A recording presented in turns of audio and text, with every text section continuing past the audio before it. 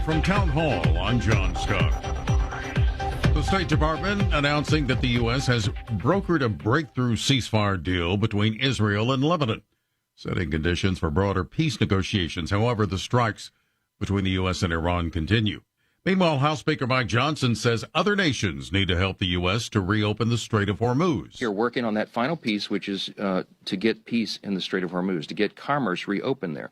We're calling on all of us, calling on our allied nations and friends, the Arab states in the region and NATO partners and everyone else.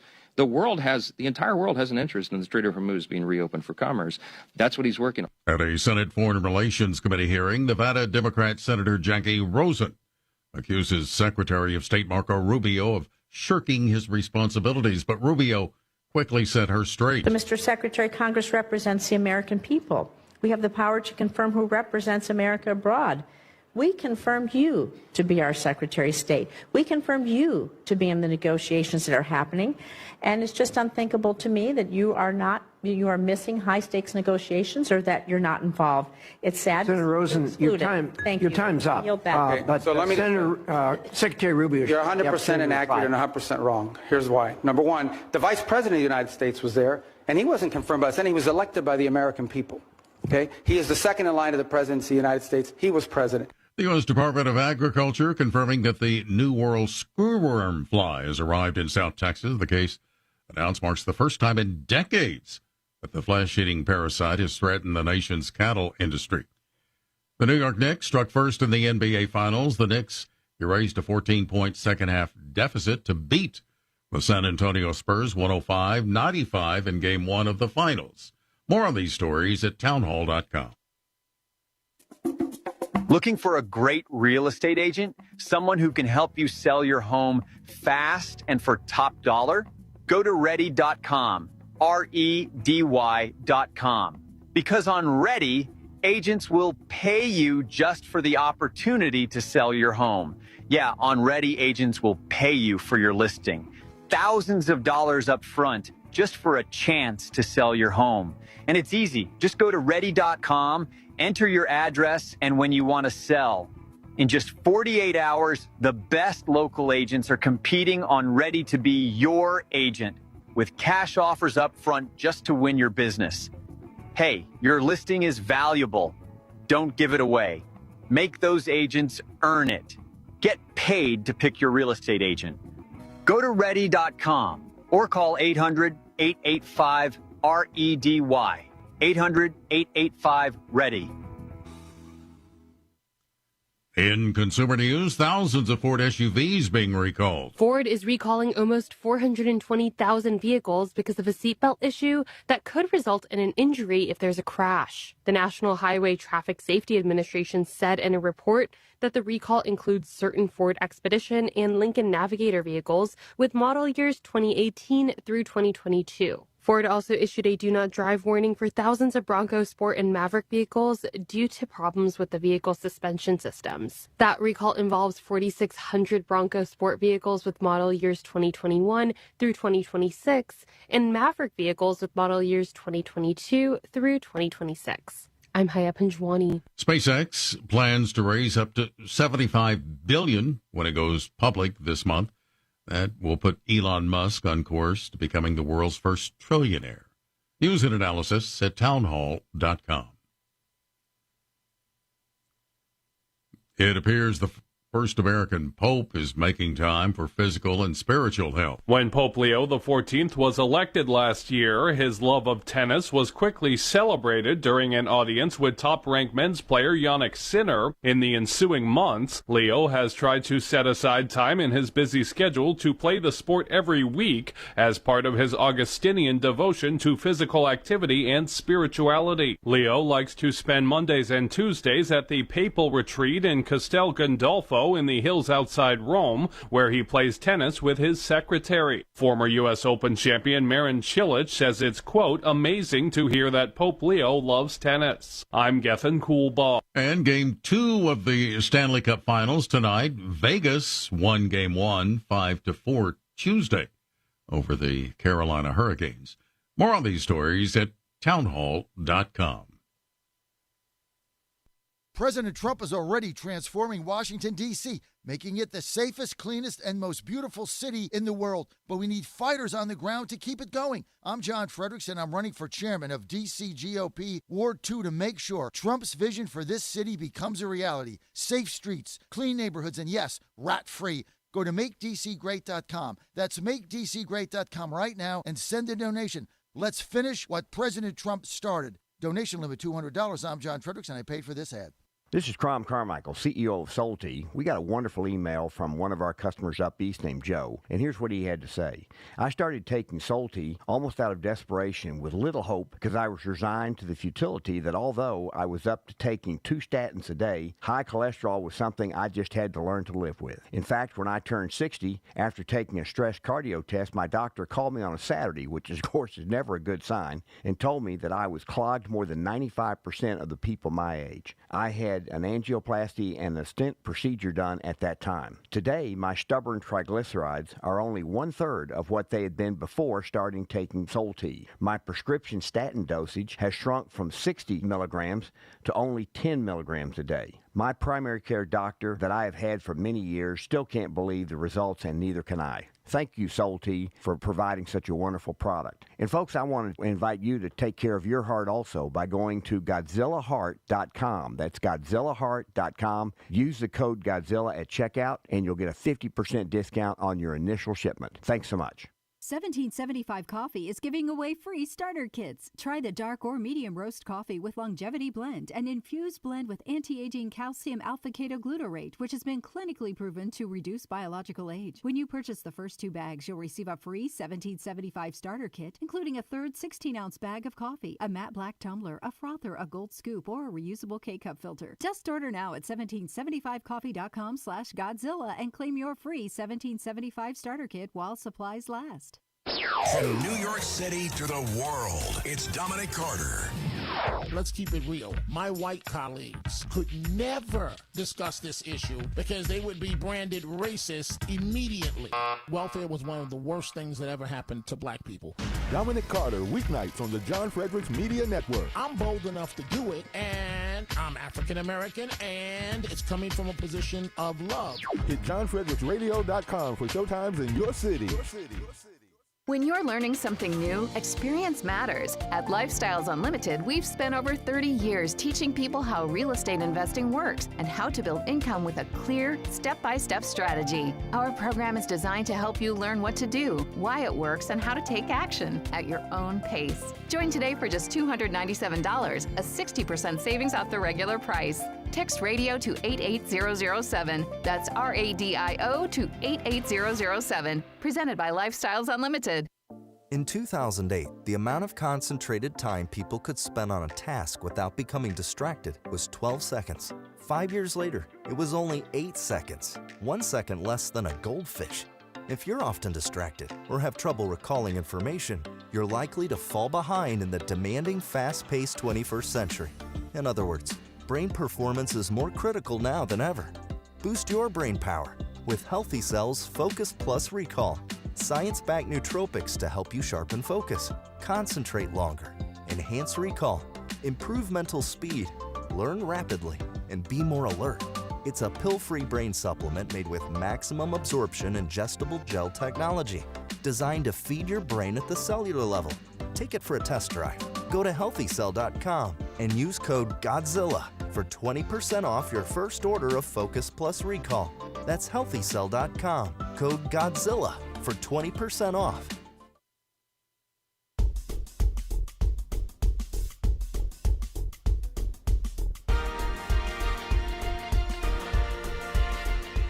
Happy Thursday morning, listening family. As I like to say, Friday Eve. This is the John Fredericks Media Network. I'm Dan Hobby. Time for a look at weather and sports. We'll start, as we always do, with where I am in the capital of the South, Richmond, Virginia, where, hey, it's June, folks. The high will be 89 degrees today, a low of 59. Right now, the temperature is a very pleasant 52 in my mind. Erie topped the Squirrels last night 4-2. Those two teams will face off again at Carmax Park tonight at 7:05. Moving on to the nation's capital, Marlins ended up sweeping the Nats with a 4-1 victory yesterday. At least it wasn't 7-3 again. I don't know. High today in D.C. of 91, a low of 61. Right now the temperature is 59 in the nation's capital. Well, wasn't 7-3 Marlins over the Nats yesterday, but it was 7-3 Braves over the Blue Jays. So Atlanta fans got to be happy this morning. They'll face off again tonight at 7:15. In the meantime, a high in Atlanta of 83, a low of 59. Right now the temperature is 56 in Georgia. Nashville, you're looking at a high of 86, a low of 61. Right now the temperature is 60 degrees in Middle Tennessee. Philadelphia, I don't know what it is about these common scores this week, but they beat the Padres a couple nights ago, 3-2. They won last night, 3-2 again. 105 first pitch this afternoon for the teams. High today for that game going to be around 90, a low of 66. Right now the temperature in the city of brotherly love is 61 degrees. Counting down the hours to the Super Regional in Morgantown. In the meantime today, a high of 86, a low of 56. Right now the temperature in, by God, West Virginia, 50 degrees. Well, of course, JF is in the studio early to hear me say congratulations. All right, okay. Your Astros beat my Buccos last night, 11-9. You were absent yesterday when the Buccos had been the winners, but you're here today, so I'll eat crow, I'll eat humble pie. Okay. Buccos lose to the Astros. Rubber match tonight at 8:10. Hey, Nick Herbig gets a $100 million 4-year deal with the Steelers. Sources say that tight end Darnell Washington is next, also looking at a 4-year deal worth about $100 million. High today in the 412 of 88. A low of 63. Right now the temperature is 54 degrees in the Steel City. Stanley Cup Final Game 2 tonight at 8 p.m. Vegas versus Carolina. The Knicks stun heavy favorite San Antonio on the road in Game 1 of the NBA Finals last night, 105-95. And local boy here, Russell Wilson, calling it a career, retiring from the NFL. And I guess he'll just have to spend the rest of his days hanging out with Sierra. What a tough life. Bringing you today's weather and sports update is the Godzilla Wins radio show. For the best insight, analysis, and picks, watch and listen to Godzilla Wins Saturday mornings from 9 to 11 all across the John Fredericks Media Network. Plus, to get John's daily sports picks, go to you-know-where, GodzillaWins.com. Once again, that's GodzillaWins.com. This has been Dan Hopgood for the John Fredericks Media Network. Outside the Box with the Ox is next, followed by the one, the only, John Fredericks on the John Fredericks Show. Stay tuned, everyone. CNN reports that Iranians are now slowly getting the internet after decades of the Ayatollahs being in sole control of deciding how much access to the rest of the world they allow their citizens. The story says, quote, the country's internet governance is highly centralized with multiple layers of state institutions ultimately accountable to the supreme leader. Further, that for most ordinary people, however, internet access remains limited and uncertain as the government weighs how much connectivity to allow, close quote. Okay, so this is how it's going down for those privileged citizens of Iran allowed online from outside the box.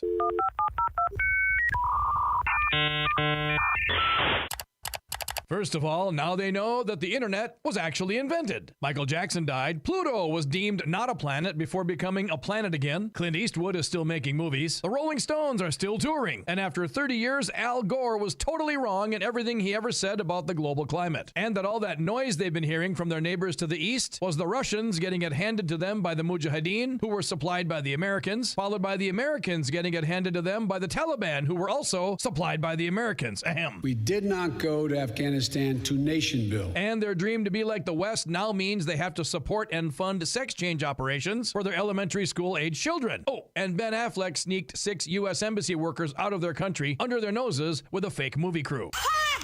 Here outside the box with the Ox in the Eastern Time Zone and now in West Virginia on the John Fredericks Media Network. John Fredericks. It is the most egregious thing I've seen in a lifetime. President Trump. The whole thing is ridiculous. When politics start getting wild. They want to have every single thing that you don't want. Raise taxes, men and women's sports. They're going to open up their border. Trump hits the speed dial. Thank you for calling in on such short notice. You came first, John. Wake up with the John Fredericks Show weekday morning, 6 Eastern, 5 Central on JFMN.TV, the massive J-Fred radio network, and all across the socials. You came first, John. Thank you very much, and you do a great job. Right now, download the new WV Sports Nation app from the Apple Store or Google Play and get the entire Mountaineer sports world in the palm of your hand. Right now, get notified when new stories drop about your favorite Mountaineers teams and athletes. Download the WV Sports Nation app right now. Get updates on next-level Mountaineers like Weatherholt and Joe Mazzulla. All that and more right in your pocket right now. Download the new WV Sports Nation app from the Apple Store or Google Play. Download the app right now. Live from the studios of the John Fredericks Media Network, it's the John Fredericks Show. Grab yourself a cup of 1775 coffee, sit back, and get ready for the best 4 hours of talk in the universe. To be part of the show, just call our toll-free number, 888-480-5646. And now, here's the Godzilla of Truth, the Oracle of the Deplorables, the man who plays to win the game, John Fredericks.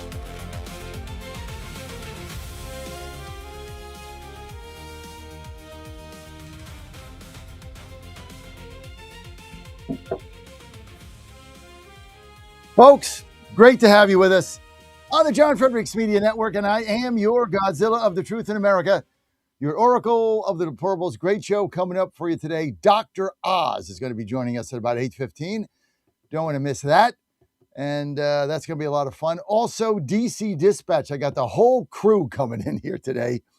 Danny, we got a 5-box. I don't know how we're going to do it, but we're going to figure it out on the fly, but we got a 5-box going.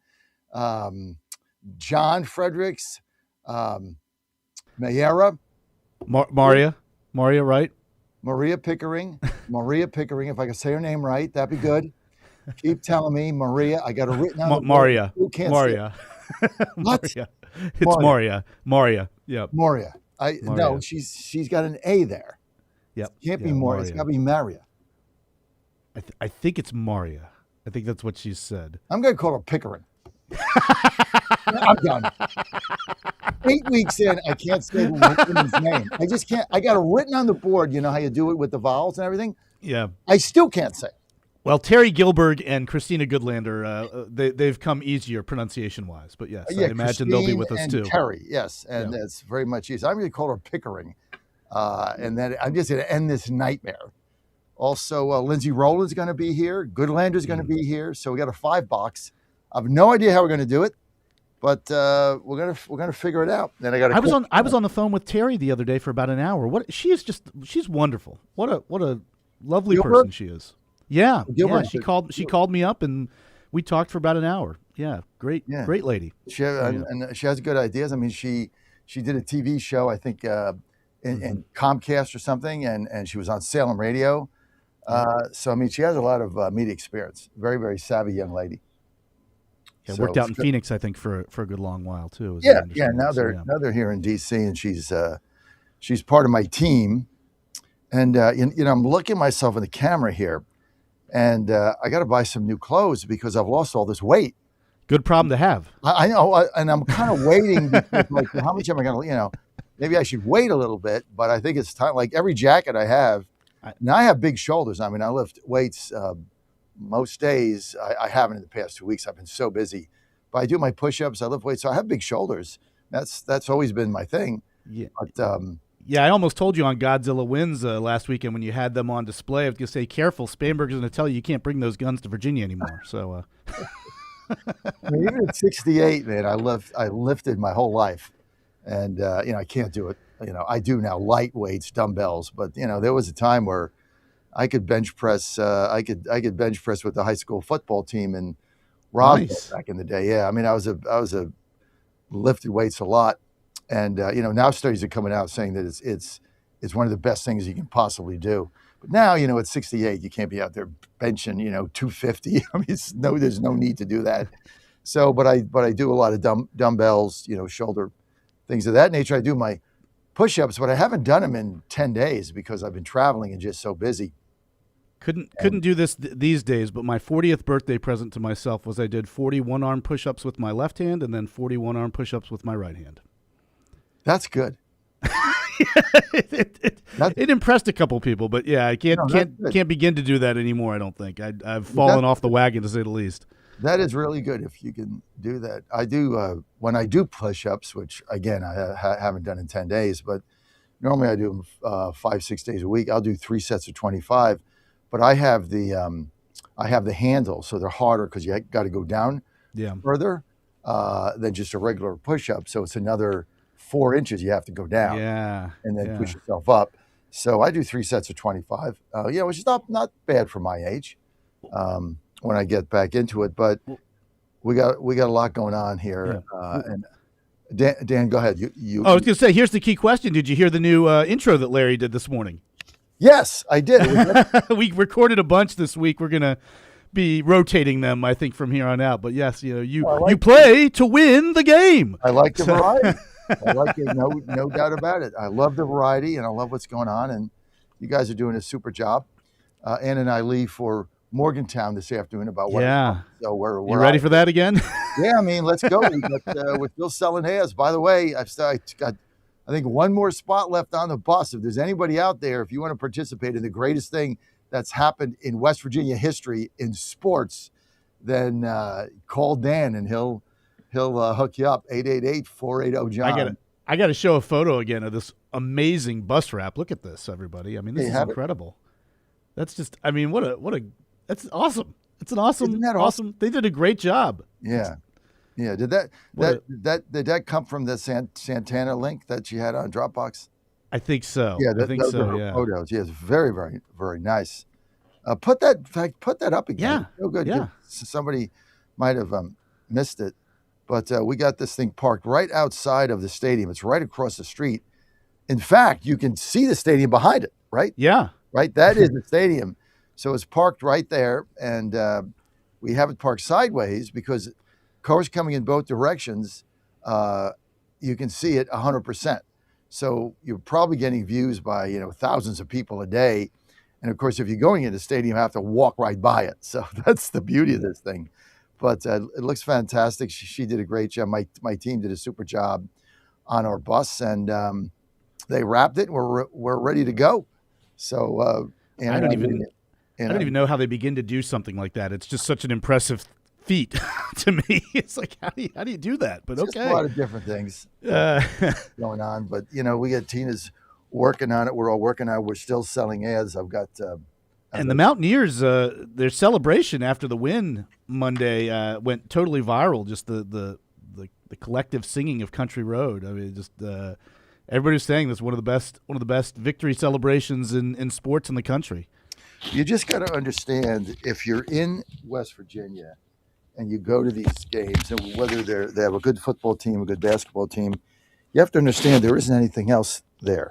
Like there's no professional athletics. Like some people were making fun of the fact that UCLA got bounced in the first round from the Big Ten. They had 2,000 people there. We had 8. Yeah.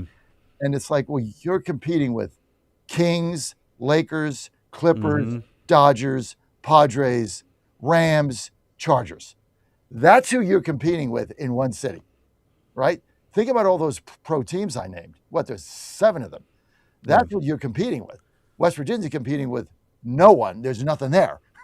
So that's why people go crazy over it. But most folks there, I think, adopt Pittsburgh pro teams as their pro teams. Yeah, but they're not there, but it's like when you root for Atlanta because you're in South Carolina.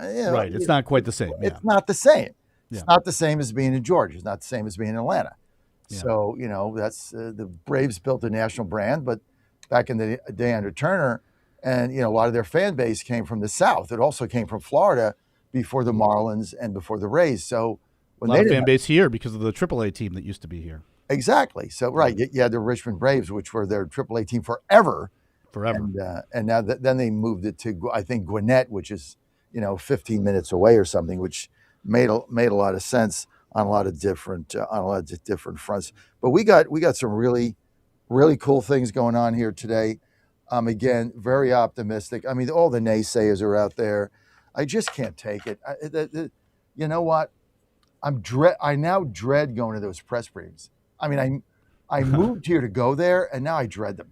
They're just so ridiculous. And all they are is like what they did to Oz the other day. It was just gotcha question after gotcha question. I mean, it's becoming such the left-wing media is such a clown show. And the best thing that's happened is this Barry Weiss they fired Scott Pelley after popping off. And we had a couple clips on that from yesterday, Dan, I never got to. Also, just so you know, the yesterday clips for Oz, we're going to need those. So you have to go back and get those if you deleted them out of the system. I'll grab them. Yeah, you should be able to grab them. But I'm going to get to this guy, Spencer Pratt, running in Los Angeles. I don't care if he wins or loses.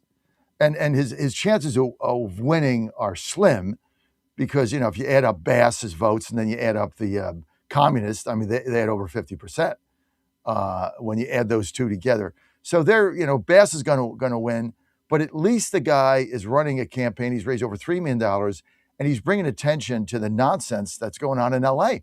And this is why we're here. I do DC Dispatch. We have a column. We're done with this stuff. We can change this. You know, it's like President Trump made one of the best lines. You can choose not to live in filth. You can choose not to do that.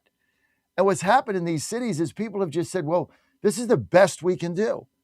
And the cities have been turned over to thugs and gangs and people that fraud the system. And the streets are not even ours. They're their streets. You know, tents and homeless and garbage and rats and disease and trash and needles and drugs. I mean, that's what our inner cities have become. You can't go to school. You can't do anything. And we've just allowed it to happen. And we throw up our arms and keep voting for the people because, you know, they're giving the people that are there free money as they live in squalor and filth. Doesn't have to be that way. Let's go to cut one. Here's Matt Whitlock on Spencer Pratt's simple message. You shouldn't have to live like this. Let's go to cut one. Take a listen. And the surge has come in these last couple weeks, and I think that's what Pratt is really focused on, is the fact that his surge has come at the right time. Will it be enough in a general?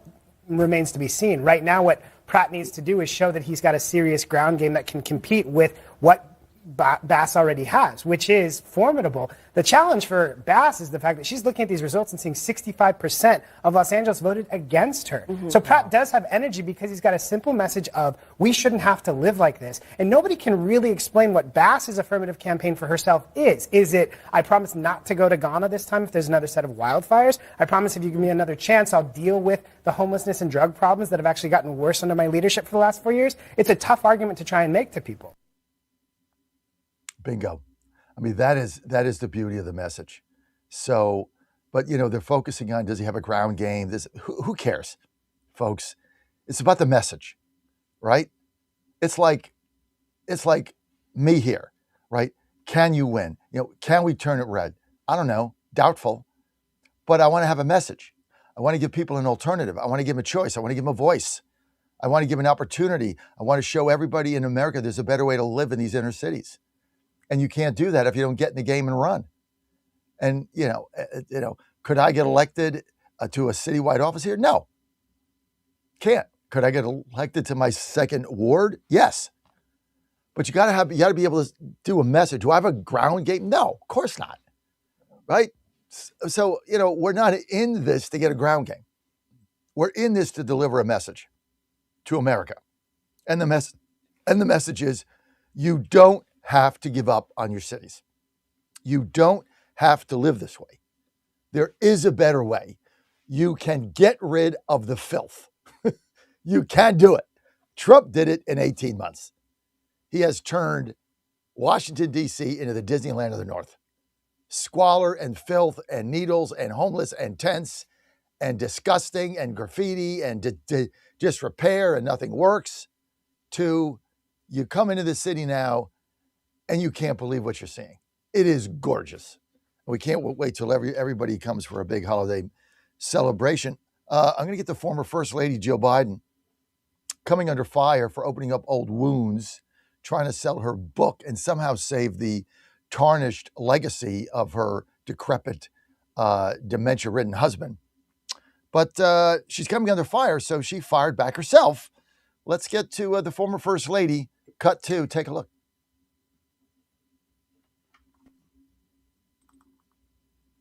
You have created a lot of buzz with the book, right? And then I'm obviously, like I do every day, I'm on the news, I'm reading all the articles, and I see this quote from Andrew Bates, who's a former aide to President Biden, of course, and he went on record referring to your book, and he says, Why does that painful conversation for the party need to be publicly reopened right now? So why is it important for you to reopen these wounds? The why now question. I just want to say that my book has one chapter on the political wounds. One. The rest of the book contains my reflections of the 4 years at the White House. There's a lot of challenges, yes, but let me tell you, there's a lot of joy in there. It's true. About, about my teaching and about just the state dinners, Camp David, having my family at the White House, traveling the country, all my foreign travel, going to Ukraine. Stop. Who cares? Right? Jill, go away. Okay? Just go away. You want to write a book, you want to upset your people in the party, go away. Just the whole bunch of Bidens, just go away. It's just time to go away. It's like nails on a chalkboard, lady. Nice job as first lady, I guess. I don't really follow you. I saw you in the airport once, coming back on a red eye, LA to Philadelphia, because they live in Wilmington. Ann and I were at the baggage claim with them many years ago. This was after they lost the majority in the Senate. So I don't remember what year that was, but you'd have to look it up. They lost the majority in the Senate.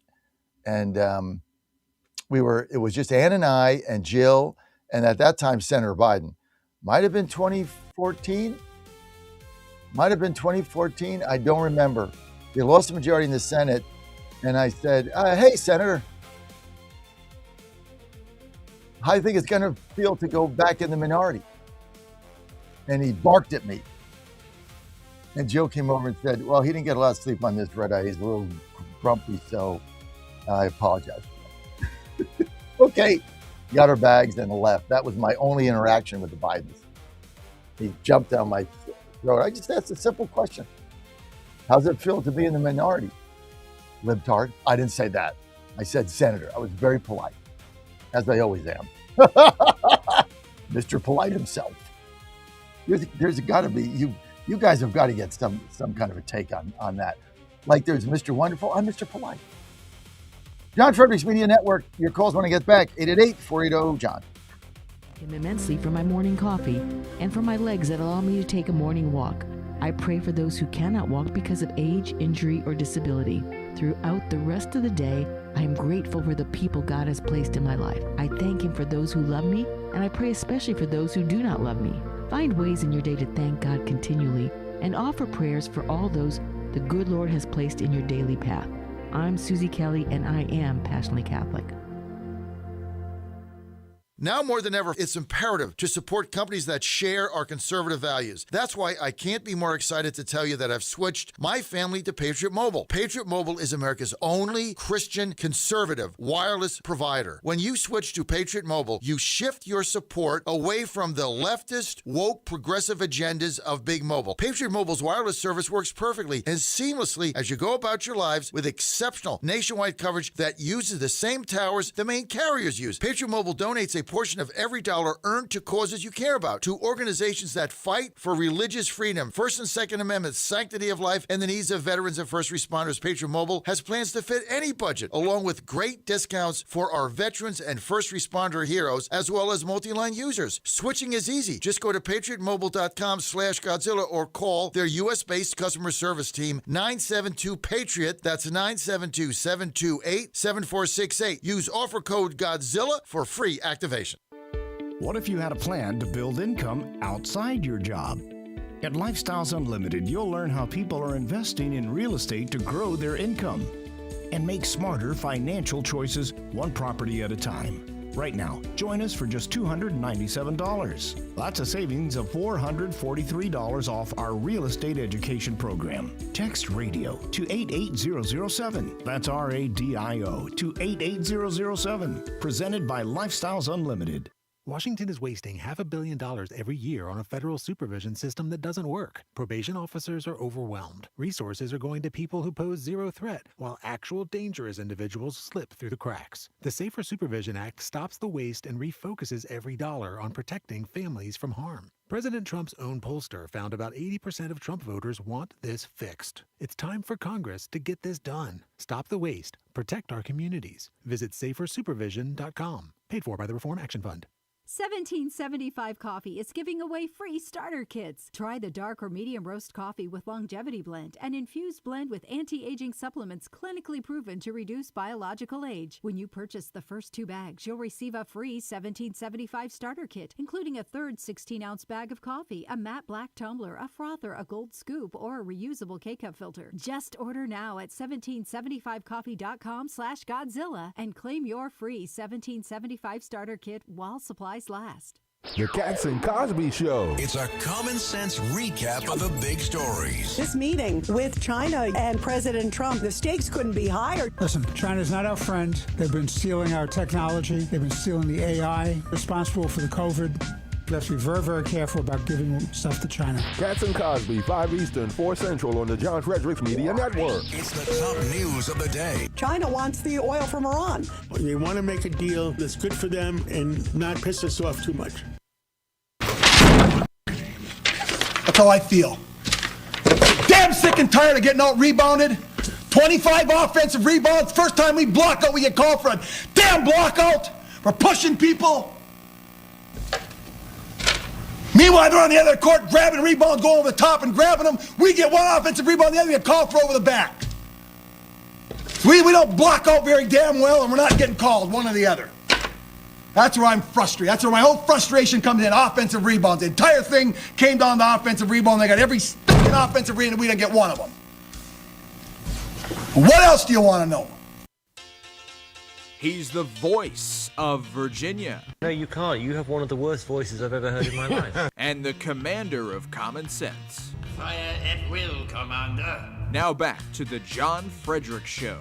I mean, it's just amazing what the Democrats are doing right now. The meltdown that they're having because they know that their victory is slipping away. Now they got to get guys on the news telling us, gas is going to go to $7. It is such nonsense. That everything they do is nonsense. The party hates America. They hate what are they going to do during their 250th birthday? The Democrats hate the country. They hate you. They hate you. Listening to me now, they hate you. They hate MAGA. They hate the country. They hate the flag. All they do is hate. They just spew hate. They hate everything. And this is why they're going to lose. Nobody's going to vote for these people. There's no way they win a majority.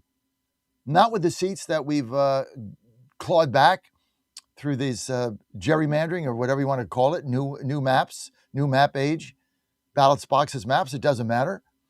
We're just clawing it back. I mean, what message do they have? You've seen it in Los Angeles. What message does Karen Bass have? What message does who's ever running for governor have? I mean, they're going to win, but not by the majorities they did in the past. Allegedly. They win. I don't know. And once the Supreme Court ruling comes down that you can't count votes that are coming in 2 weeks later, they're done. This is why when their panic, you look at their unhinged panic. It is unhinged. Because a month ago, they were going to take the House and maybe the Senate. And now they're not going to take either, and they're done for a generation. This is why they're freaked out. I mean, you got Bernie Sanders running around with this guy Platt trying to defend him. The guy went to the Senate yesterday, and the Democratic conference was like, the hell? I mean, who is this guy? This is what they're stuck with. Crazy people all over the place. Not going to happen. Meantime, we got John Fetterman. Let's get to Fetterman. I got to get him on my show.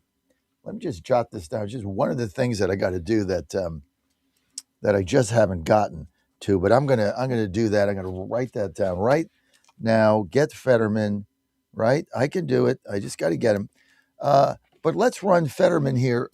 Let's go to cut 4, and we're gonna do 4 and 5 about his meeting there with this guy in Maine, Graham Plattner's pretty fascinating what Fetterman says, because Fetterman doesn't give a crap. He knows he's going to get beaten in Pennsylvania primary. He doesn't care. He's not a Republican. He's not an independent. He's going to get beat. So he's going to make the best out of the next 4 years rolling. If, for me as a Democrat, I'm never going to carry water for a guy that calls, an American hero a dumb MFer, or someone that, smears Chris Kyle, the American sniper, and claim that he's shooting innocent civilians. You've literally lost count. And he also called rural Americans as racist and stupid. It's countless. It absolutely is. This is a guy that had a problem with me, how I dress, but he seemed to have no problem posing in a towel at a disgusting website that consistently has serious problems about that kinds of depression. The one good thing you can say about the guy is that he has so many offensive things that it's hard to keep up with it. And now, that American hero that was under fire by the Taliban and calls him a dumb MFer that doesn't deserve to live. And he described, our army as absolute trash in those kinds of terms. But now here, months ago, he promised everyone, there won't be any more scandals. There's a Nazi tattoo. There won't be anything more. And now here you have it has nothing to do about his marriage, but what he decided to do for the last decade, he was on kick. And that was a very specific kind of a website that if anyone could just look up, you can describe that's a serious issue that has a lot of young people. They have very, very a lot of safeguards, and people are unable to know, what their age are. There's no kinds of verification. So he's been on it for a decade. Oh, but he's their poster child. See, you get up every day, you tune me in, and you're like, we're going to lose. The world is, on fire. The sky is falling. And then I give you truth and clarity. We are going to win because Americans are not going to vote for this. They're just not. And I don't care what the polls say. The first poll that came out in Texas has Taralico leading. Do you really think that this guy is going to win Texas? The guy's a vegetarian. He has a quote unquote meatless campaign. You're in Texas. He says God is non-binary. There's 6 genders. The guy's an absolute crackpot. And you're going to tell me that he's got a 3-point lead in the state of Texas. These are fake polls. Just like Iowa, the lady that ended up retiring, her last act was put out a poll on Monday in the Des Moines Register, and whatever her name is, said that Harris was up by 3. Why did they do that? It was a fake poll. She lied. She manipulated the numbers and then retired. Why did she do it?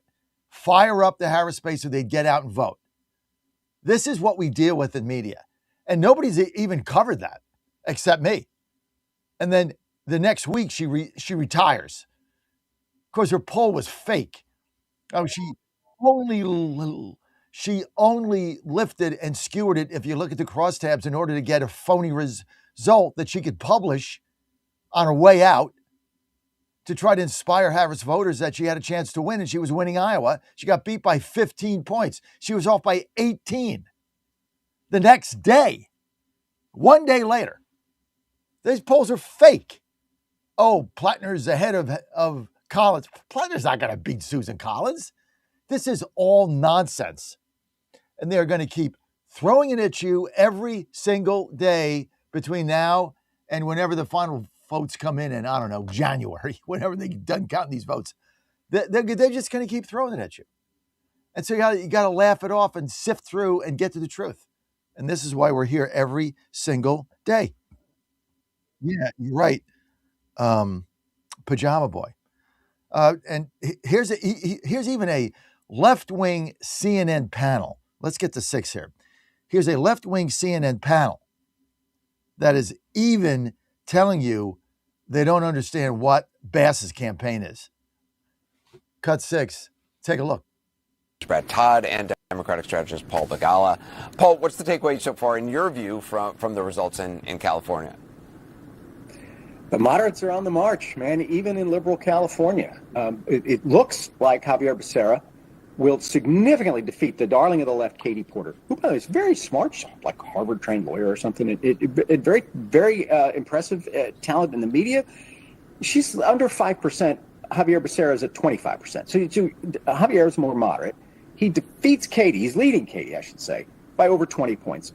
I see the same thing in the mayor's race. Karen Bass, more moderate, seems to be fending off Nithya Raman, again, a talented progressive, by over 10 points, 12 points I think we've got on the screen right now. You're seeing that across the country. And it's been making my head explode. And people say, well, because Zohran Mamdani won, it means the Democrats are moving to the left. Mamdani won with 50.4%, 13 points below Kamala Harris, who was not the strongest candidate we ever had. And yet Abigail Spanberger in Virginia, Mikey Sherrill, moderate in New Jersey, those two moderates far outpaced Kamala Harris, but nobody says they're the future of the party. They are. Brad, do you buy Paul's hypothesis? I mean, obviously Republicans say the party's turning to the left. I wish that this is a place where, and Paul knows this is a place where I wish Paul was right that the Democratic moderates were on the march. In fact, I think if you look in places, I'm watching congressional races, and in the 45th district, for instance, the Democratic leadership in Washington has been trying to get what they perceive to be the more moderate candidate, Yasmeen Baines, through. She's getting beat pretty bad by the far left candidate. I look also at the 6th district, where Kevin Kiley left the Republican Party to run as an independent. The other candidate that's going to qualify for this race is a Republican right now, if trends hold. And that's a seat Democrats thought they were going to steal in redistricting. It looks like maybe two Republican, or at least one a Republican and a former Republican, may advance. So I think Democrats still have a huge problem on their left with people like Graham Plattner. I'm looking at Karen Bass's number right now. She's at about 35, 36%. She was at 43 this time 4 years ago. And so I think that, in fact, that there you see a lot of weakness at the top of the ticket there for Democrats. But I do see Paul's point on Becerra, and I am glad to see Katie Porter lose. Paul, Karen Bass is the first sitting, or did you want to respond to that, Paul? No, I like Katie Porter. I'm not. She's not my wing of the party, but I'm kind of amused. I want to see Javier Becerra. I think he's the strongest Democrat in that race. So I mean, Karen Bass, though, is the first sitting Los Angeles mayor since 2005 to fail to earn the 50% of votes required to avoid a runoff. What do you think that says where the electorate stands heading into November, at least in Los Angeles? People are really angry and they want change. And Karen Bass has been the mayor during this disastrous fire in LA, just disastrous. And a lot of people are blaming her for the handling of it and for the understaffed fire department and other things. So she's a terribly wounded incumbent. And so ripe for being picked off from the far left. And yet, again, this very talented city. We had enough. Okay. Begala's a really smart guy. He's also a spinmeister. Okay. There's no moderates in the Democratic Party. Now, all of a sudden, Karen Bass is a moderate? I mean, stop, okay? It is not. All of a sudden, Jackie Sherrill's a moderate in New Jersey? This is one of the most liberal left-wing governors in the country, along with Spanberger. All of a sudden, these people are moderates? This is the same nonsense they tried to feed you during the election. As soon as they get there, it's like communist city. It's all lies and nonsense. I mean, you just call these people out, one after the other. Oh, but Abigail Spanberger's a future. I mean, she's been there 120 days, and she went from a 70% approval rating to 30 in 4 months. Everybody hates her, and both sides. So it's like, stop, okay? I don't know who watches this stuff. Like, who watches this? The only time I watch CNN is when I play their clips. Like, it is such utter nonsense, right? I mean, Katie Porter that campaign was a clown show from day one. Oh, she got 5% of the vote. Therefore, moderates are on the march. What? Where? Certainly not in the bluest district in America, in Philadelphia, where they nominated a communist over the establishment candidate who was like 97% libtard. They wanted 100% communist. I mean, it's just, these guys are delusional. They're going to lose. They're going to lose. And then, you look at the spectacle of these hearings, okay? Absolute spectacle. Let's get to Secretary Rubio yesterday, blasting the Foreign Affairs Committee after Democrat Representative Jacobs questioned his shoes. What? Hey, take a look at this. Mr. Secretary, it seems like you have an issue admitting facts. You can't say that the president lost the 2020 election, just like you won't admit President Trump is losing this reckless war of choice, and just like you couldn't admit that the shoes the president bought you were too big. You clearly don't know what winning means, and not because the facts are unclear to you, it's because telling the truth would cost you your job, and the American people are entitled to a Secretary of State who tells them the truth even when the president doesn't want to hear it, and my constituents, our service members, deserve better. Mr. Chairman, I yield back. I don't know what shoes she's talking about. What is she talking about? Representative Burchett, you're recognized. Thank you, Mr. Chairman. If you'd like to answer any of that. Yeah, I don't know about the I'll shoes. give I mean, you a he gave me minute. some Florsheim shoes. They're actually pretty good. They fit fine. I don't know what she's talking about. And maybe that's what she's referring to. Your shoes look very nice today, Mr. Secretary. How can you see them? They're way down here.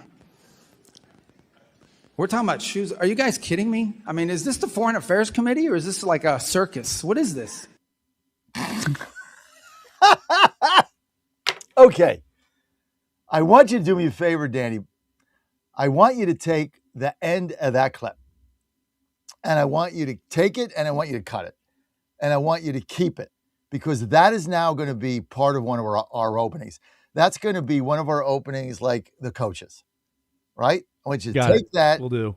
I want you to take that when he says, well, you can't even see my shoes. They're under the table. And this is a Foreign Affairs Committee? This is like a clown. It's like a circus. I mean, we got to have that as one of our clips. You can. I know you. It's good. It's really good. I mean, and this look, Rubio's my guy. I'm not even shy about it. I like JD Vance. Mm-hmm. I don't know what's going to happen there. Maybe he'll win, maybe not. But if Rubio runs, I'm all in. I mean, the guy is just, he just plays with the media better than Trump does because, he doesn't get mad at him. He just mocks them in such a way that they look ridiculous. I mean, this is a Foreign Affairs Committee. What, you talking about my shoes? What is this, like a clown show? Like, am I in the circus? Why do all these elected officials feel as though they have to get up on a bully pulpit and just start lecturing people at these hearings? Aren't they supposed to be asking? Soundbite. Yeah, I know. Yeah, it's just like, ask your questions. You're supposed to have these people here to glean information from them, and instead you just insult them. You have the same problem in the briefing room. It's the same thing. Nobody's there anymore. Like when I first went there, and if you ever hear my questions, I'm trying to get information for my audience, for America. I'm trying to get information of things that are relevant. I'm not there to get a soundbite. I got 4 hours a day. I'm on the air. I got TikTok. I got Instagram. I don't need a soundbite. Like I already got that. I got 20 hours of soundbites a week. And then all the extra shows I do, probably had them up. It's like 25. I don't need a soundbite. These people, they need a soundbite. They need to go on their website and put it on their Instagram. So that's why they ask this nonsense. It's absolutely crazy. Anyway, Rubio nails it. Cut that up. Here's Chris Rufo on the Democrats enabling Medicaid fraud. Let's get to 10 in California. He says, everyone is getting a cut of the fraud. Now we're getting somewhere. 10. Take a listen. Joining us now, the investigative journalist leading America on this coverage. He's City Journal contributing editor Chris Rufo. Chris, we've been watching your coverage and reading it. We're fans of yours. It's great to see you. In your assessment, what's the most disturbing thing about all of this that you found? What more can you tell us? Yeah, well, it's great to see you as well. And what's really disturbing is really the scale. It's totally unimaginable for most Americans that between 10 and 25% of state Medicaid budgets are lost to fraud every year. And so In a small state, that might be a relatively small figure, but in a big state like California, we're talking about tens of billions of dollars a year just shuttling out of the system, going into the hands of fraudsters. And these numbers and estimates have been really winding their way around academic circles for many decades, but the reporting from Luke Rosiak, the reporting from our team at City Journal has really put a point on this really scandal. And Americans are starting now to understand just how much of their taxpayer cash is being thrown away. Yeah, so stop raising everybody's taxes and fix this. I mean, are Democrats stepping up enough? Because, you heard about this California man who pleaded guilty. It was basically a $270 million Medi-Cal fraud scheme. He and his accomplices at a pharmacy overbilled falsely Medi-Cal for high drug costs. Prosecutors seized 9 luxury cars like Lamborghinis, a Bugatti, 7 properties, including an 8-bedroom mansion, rare collectibles like baseball cards and sneakers signed by Kobe Bryant. He faces 30 years in prison. The thing is, he already had 6 prior convictions for fraudulent conduct. It's outrageous, and that particular case is a good illustration of just how easy it is to steal hundreds of millions of dollars from the government. And unfortunately, that's really just the tip of the iceberg. And for every criminal who's caught by federal officials, there are hundreds or thousands more who are able to operate under the radar. And California is really the perfect case study. And to answer your question prior, is why do Democratic politicians keep allowing this to happen? It's because they benefit. Because a lot of this healthcare money goes into the hands of unions, that goes into the hands of Democratic political leaders, who then cycle it back through the system. And so what's happening in California is that everyone is getting a cut of the fraud, and the Democrats enable it because it's to their benefit. The scheme is like everybody's in on the take. They're all in.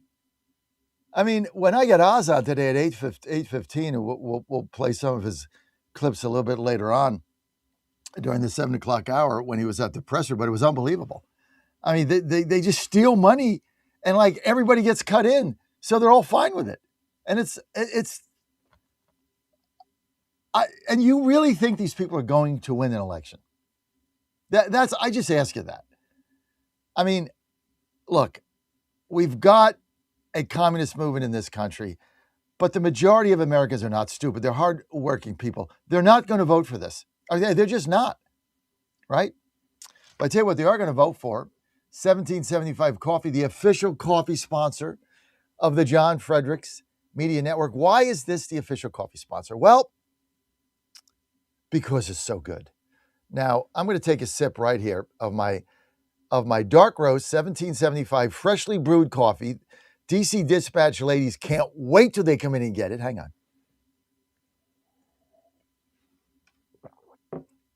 Damn! That is some good coffee right there.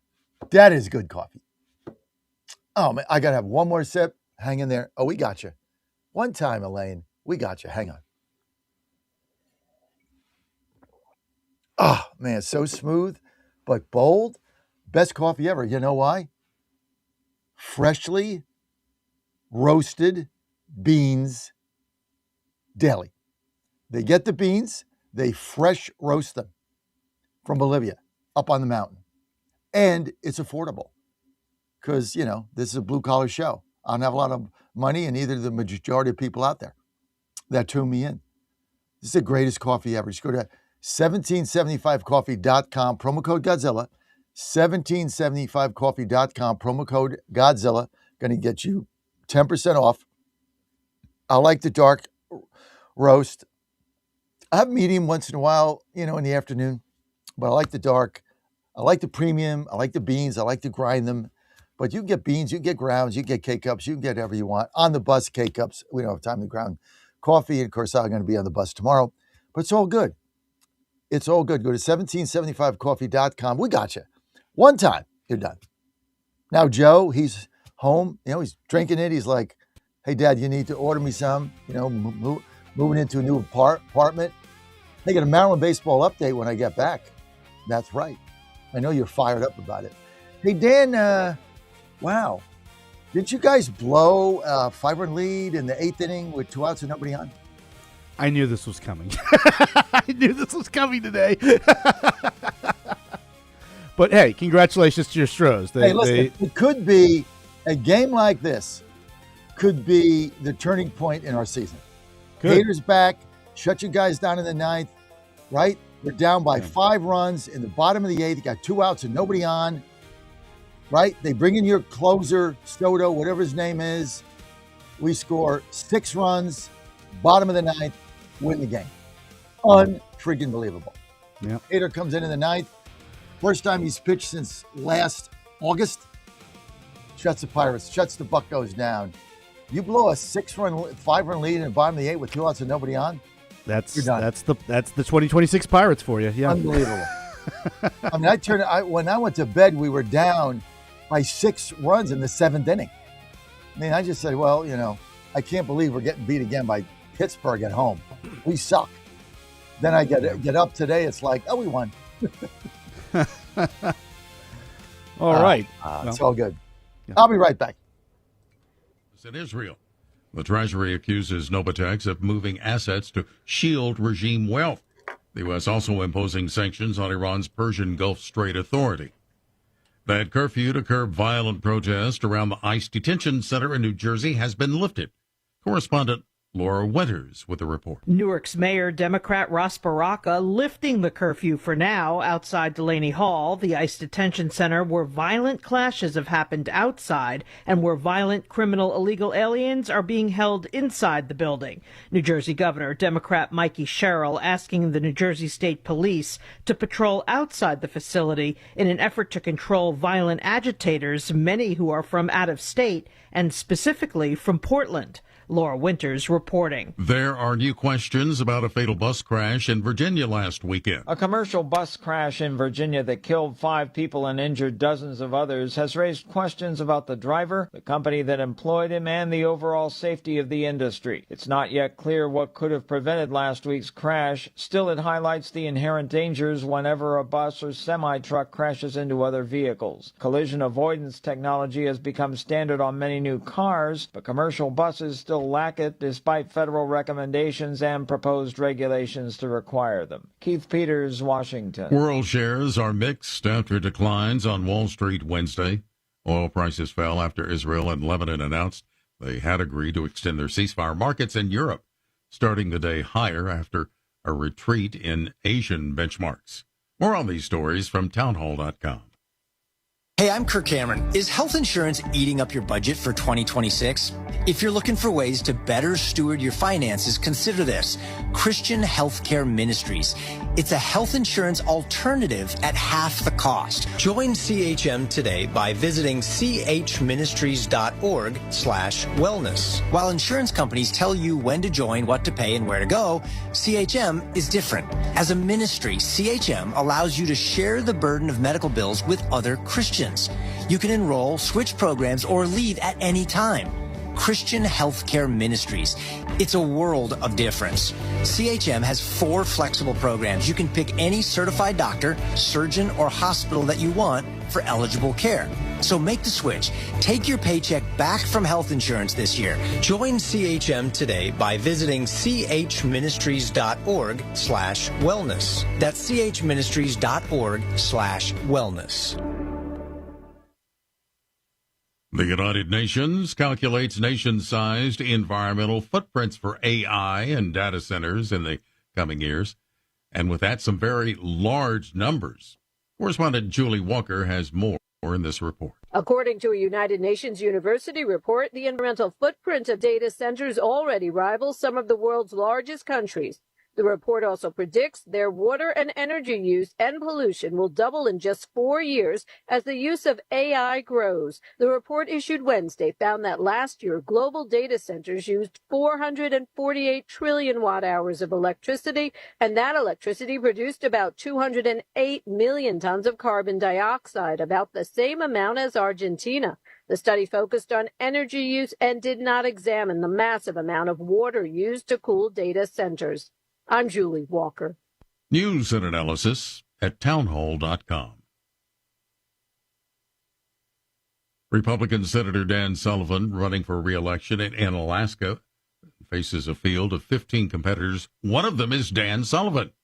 We call on correspondent Bernie Bennett to sort things out. The senator told reporters in Washington on Tuesday that he thinks the appearance on the state's primary ballot of another Republican with the same name is a dirty political trick coordinated by Democrats and the campaign of his chief rival for the seat, former Democratic Representative Mary Patola. He threatened a lawsuit to get to the bottom of it.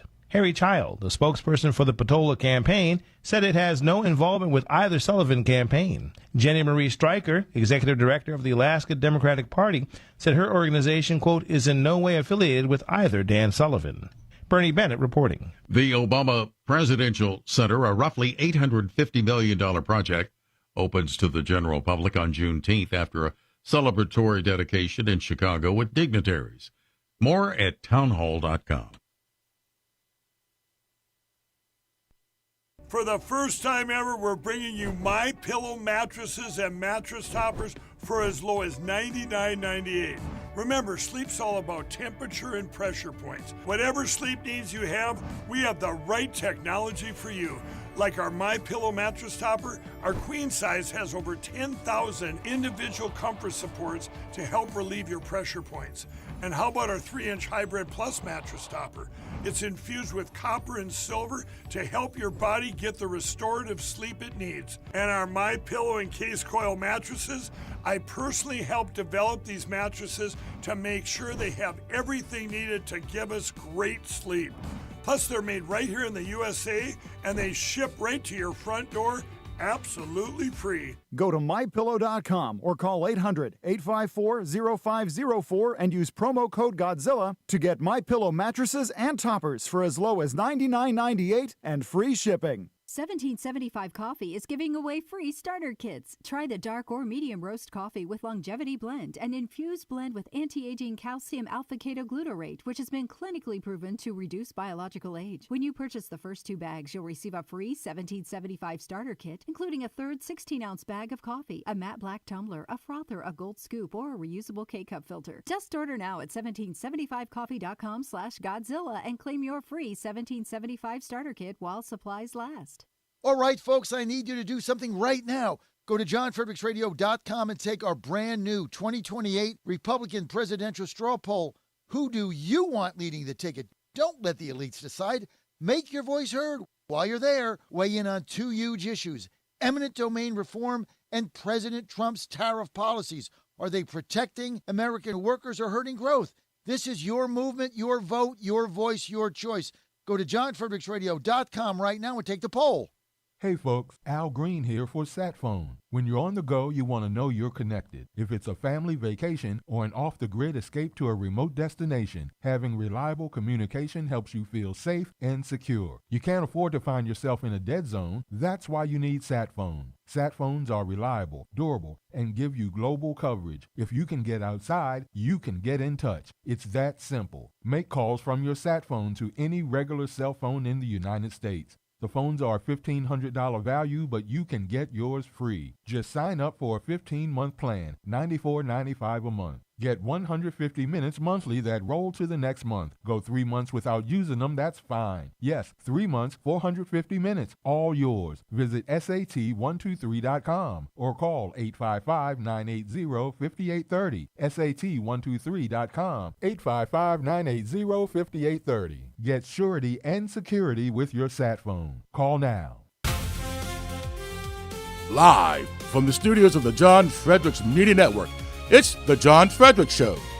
Grab yourself a cup of 1775 coffee, sit back, and get ready for the best 4 hours of talk in the universe.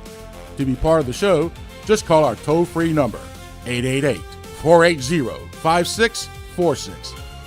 And now, here's the Godzilla of Truth, the Oracle of the Deplorables, the man Jack Nicholson knows can handle the truth, John Fredericks. I'm your Godzilla of the Truth. Great to have you with us. DC Dispatch coming up 8:30. Don't want to miss that. Got the ladies coming in. We're going to have a full house. Dr. Oz, 8:15. Elaine Parker on now. We got Jim Pfaff coming up. All for you right here. Plus, we're going to take your calls, 888-480-JOHN, 888-480-5646. I'm going to go to Rob in New York. But before I do that, Rob, I just got to tell you, my pillow, I got out of the shower today And right there was my pillow towel, one of my big My Pillow towels. And I was just thinking about it. I get out of the shower and I'm like, it's 5 a.m. or something. I get up and I'm like, you know what? I just stayed all week last week in a hotel at the Marriott Courtyard. Great place, great hotel right there, and across the street from the stadium. Ann and I are going there tonight. But I forgot my pillow towels. I just forgot them because I always pack one. And I'm getting out of the shower and I'm like, these are the towels you have when you go to heaven, right? If there's towels in heaven, it's the My Pillow towels. I mean, I go to bed, I got my Giza sheets, I got my comforter, the cat's there, Ann's there, got my pillows. I mean, it is just such a quality of life. And right now, he's got the biggest mega sale going on ever. And I know you guys have been putting this off and you've been thinking about it, or maybe you need something. I mean, look, the slippers are unbelievable. I got 3 of them. One's on the bus, one's here in the office, the other one's at home. The slippers are phenomenal. So they're on sale, $39.98. Can't beat that. Right now, $29.98. You got free shipping. He's moving to factory. You got the slippers. You got the towels. You got a tremendous sale on those. The Giza sheets are to die for. But that comforter is the best. I mean, that, and those cooling sensation pillows. And I got to throw my cat off it. You know, I go to the bathroom in the middle of the night. I get back. I'm like, how long does it take to go to the bathroom? Like, I don't know, 29 seconds? I get back in the bed and he's on my pillow right next to, by Ann's head. I'm like, get off my pillow, cat. Like, I've been gone for 30 seconds. Out. So, and he comes back, and he gets in the middle of the bed. It's like ridiculous. I tell you what, this guy, Mike Lindell, these products on My Pillow are just fantastic. And why everybody isn't buying these, I have no idea. And the sale he's got going on this is a once in a generation sale. This is the mega sale of all time, plus free shipping. Doesn't matter what you get. So do us all a favor and do yourself a favor for affordability, comfort, and quality of life. Just go to mypillow.com, promo code Godzilla. You get all the savings there. Got to put in promo code Godzilla, mypillow.com, or give him a call, Dan. Dan knows what the number is, 800-854-0504. 800-854-0504. You can get slippers in time for Father's Day, right? But time is running out, right? So if you need something for Father's Day, something for your dad, or, you want to make a suggestion, like that's what I do. I tell everybody what I want on Father's Day. I'll start celebrating it, Saturday, and then I'll celebrate it through the remainder of June. It's like Father's Day month. Like I got that whole scheme going. But I've already got my list in. Josh McCoon's tie that I liked the other day. I've got, what else is on my list? I want a Washington Capitals shirt just to annoy Dan during hockey season. So I want a nice polo with the caps on it. That's on my list. And some other things, a new yellow tie. So I want 2 ties, teal and yellow. So I got a whole list going.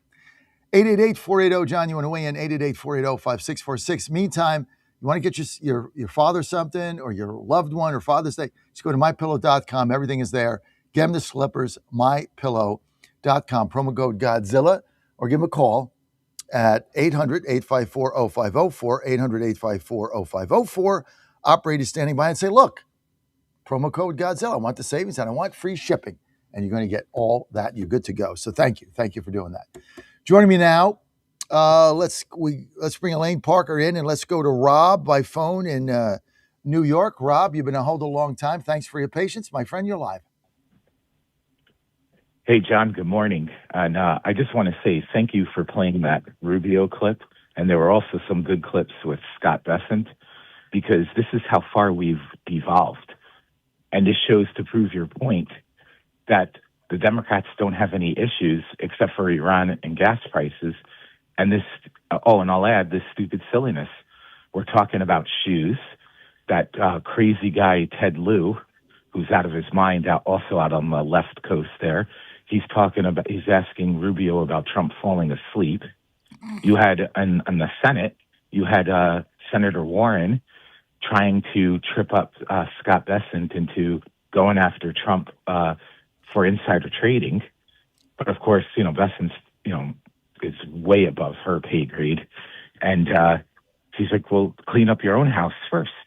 You know, most people don't realize that. If you're a member of Congress or you're a senator, you could take insider information and profit from it. John, if I give you an inside stock tip and you and I profit on it, we're going to be sharing a jail cell, a prison cell. But if you're, so this is insane. And most normal people know that any president, doesn't matter who it is, they're not allowed to engage in individual security transactions. And if individual securities do show up in their accounts, it's done by outside managers who have the full discretionary authority.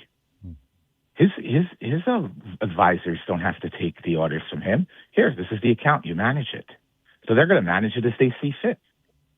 And that's the way it should be for members of Congress and senators, but they don't. They could cheat. We go to prison for that. So we're being lost by this message. And one other thing, sorry for being on a soliloquy here. The other thing, your other point about Pratt is brilliant. You take that message to the people. $3.5 million is a drop in the bucket compared to what people spend on with La Savita and other consultants. It's nothing. And look at the message he sent. Look what he did. You're right. The math may not be there for him. But if I'm a candidate running in another part of the country, look how I can run a campaign using AI and social media and get that message out to the people. And making it not fun. With lies. And making it fun. I'm sorry? And making it fun. Yeah. He ran a fun campaign. It was absolutely. But look, you can be serious and still have fun, right? So that's what he's 100%. Done. And I don't care if he wins or not. And he doesn't have the ground game. He doesn't have this. He doesn't have that. Who cares, right? Like you said, you got to get a message. And one thing that's been frustrating about the Senate and Republicans is, like, we never know what the message is. I mean, you got to have a message first, and then you go from there. That's what Trump did when he came down the escalator. He had a message. He had a vision. He was at 3%, 1% when he started, got up to 3%, and that was it, right? Until he told the American people what he was going to do and what his vision was. And if he can do that, I don't care what major city you're in, you're going to get votes, like I am here. Says, you can't win in D.C. It's all blue. Washington Post, we talked to the other guy running against you in Ward 2, and, you're not a serious candidate. Why? I'm going to get more votes than any Republican here has ever gotten, ever, right? And so I got a message, which is you don't have to live in filth and squalor. You don't have to do that. We've proved that leadership can fix things. We can live a better life if we choose. We're choosing to live in filth. That's what Trump said, and he fixed it. And now we're safe and beautiful. I want to keep it that way. That's the message. It's not always about winning, especially in this kind of a race. So, a little bit different when you're in Maine trying to hang on to the Senate. It's a little bit different, but that's why I love what Hilton and Pratt are doing in LA and California as a whole. They're bringing a message. So, Rob, you're right. You nailed it. And thank you. By the way, thank you for the campaign donation. Anybody who wants to donate to you're welcome. Campaign, like Elaine Parker did, maxed out. Thank you, Elaine. You're so sweet. Not only that, she gave me the campaign within 10 seconds of me sending her the link. 1001, 1002. Oh, there it is. That's the way Elaine Parker rolls, baby. That's why we always get along so good. She's like, this is the way the Fredericks roll, right? You make a decision, we just do it in like 8 seconds. That's how we roll. Elaine Parker, great to have you with us. Elaine is the senior executive spokesperson for the Job Creators Network. Go to joinjcn.com, joinjcn.com. Become a member because they fight for you. If you own a small business, you want to be a member of them. They're fighters. They fight for you every day. Go to joinjcn.com. Best investments, not a lot of money. Best investment you're ever going to make. joinjcn.com. Elaine, thanks for being with us. Good morning, John. Thanks for having me. I've been fired up the past 2 days because I know now we're going to win. I mean, you look at these clowns. The Democrats have no message. And, now they're rolling out analysts saying, gas is going to $6.75 a gallon. I mean, it's just nonsense. All they got is gas. And this war is going to come to an end eventually. And hopefully the way we want it. But either way, the strait's going to get open. We're going to control that. Gas is going to go down to like I was in Cumberland, Maryland, filled up my truck Monday, $3.49. Well, I thought gas was $5. It was $3.49 in Maryland. So I don't know how much it is in Florida, but it's not $5. And when it was $5 under Biden, nobody said a word. They call it transitory or something. What do they have other than gas? Well, John, there is a lot of positive things to look at when you do kind of peel back the numbers. Tomorrow's another jobs day. When you look at last month, blew away expectations as far as the jobs numbers went. The ADP numbers this week have already come in at 122,000, mostly driven by small businesses. The other optimism numbers that I've looked at have been in terms of the JOLTS number, which is the number of job openings. That surged about 700,000 jobs. So we've got about 7.5 million jobs open in this country right now. The expectation is that we will have a good jobs number tomorrow. We have another number I think that will really make you happy is that we're up 20% in terms of small business creation. Record number of small businesses are being created. That shows that the American people are optimistic. But not to be the skunk at the party, we do need to get gas prices down below $4 a gallon before this election. I think we'll do it too. I think that the Strait of Hormuz will be open. I think that the Iran conflict will be over. Look, we're only in early June, and we do have time to get that past this conflict. But we do have to get gas prices below $4 a gallon, and then I agree with you. Once that happens, I think we can win this election. Well, if that happens, right, and it's happening now in, like I said, Morgantown, 350, 359, Cumberland, Maryland, 349. So it's already happening. But when it goes down to 310, 290, what are the Democrats then going to run on? Well, they're not going to say anything when it gets down lower because then they'll have nothing to say about it. Right now, they want to remind people that gas prices are high, and they're doing it on a daily basis. They didn't say anything, you're right, when it was $5 a gallon under Biden and told us it was transitory. I know I've said this before on your show, but what we're dealing with right now in terms of inflation and high gas prices is truly transitory. It's directly traceable to the Iran conflict and the fact that the oil can't get through the strait. Once that's open, we're going to have oil flowing. But we do need to do this right. I mean, we can't whether you agree with the conflict or not, whether you understand why we're in there and what we're doing and the 47 years of history behind all of this, we have to do it right. We can't just pull out and walk away, or we're going to leave a mess in terms of what Iran can do and in that region. And that's very important. I'm not a foreign policy analyst, obviously, but I do know that Iran has been a thorn in the world side for almost 50 years. And the only president that's been willing to take it on is President Trump. And he's got to do it right. And once the strait is open, we're going to have more affordable gas prices. I know the Democrats are scared to death that gas prices will come down. They are scared to death that's going to happen. And when you see elections like we saw in California the other night, in terms of Spencer Pratt and Steve Hilton, it's fantastic to see Californians listening to a different message. I also didn't know how bad their election counts were. I live in Florida. We know what the counts are by that evening of every single election. They still haven't finished counting the votes. It's amazing to me that, and the only thing I can think of is they have it so tied up that they never actually have to count all the votes because they know they win every single time. And now this time they haven't won, and they're very concerned about it. I don't know if Spencer Pratt can really pull it off, but it's nice to see that people are listening to another message. Well, because there is a better way. And I think we have been browbeaten in these cities that there's, we have to deal with the situation as it is. But what he's saying and what Trump has done in Washington, D.C. is proven to people that with leadership and a vision and resolve that there is a better way to live. And you don't have to live this way. right? You can't choose cleanliness over filth. I mean, this is a simple message. It's so easy to grasp, right? I mean, you juxtapose, Washington, D.C., some of these pictures, you look at the Lincoln Memorial or the National Mall where he put in the new blue water, and you just look at the difference under Biden with all the tents there and the garbage strewn all over the place, just trash all over. And now you look at it, it's gorgeous.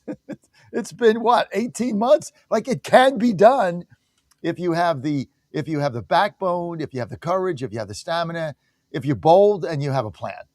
And then you can go execute it. And that's what the president has done.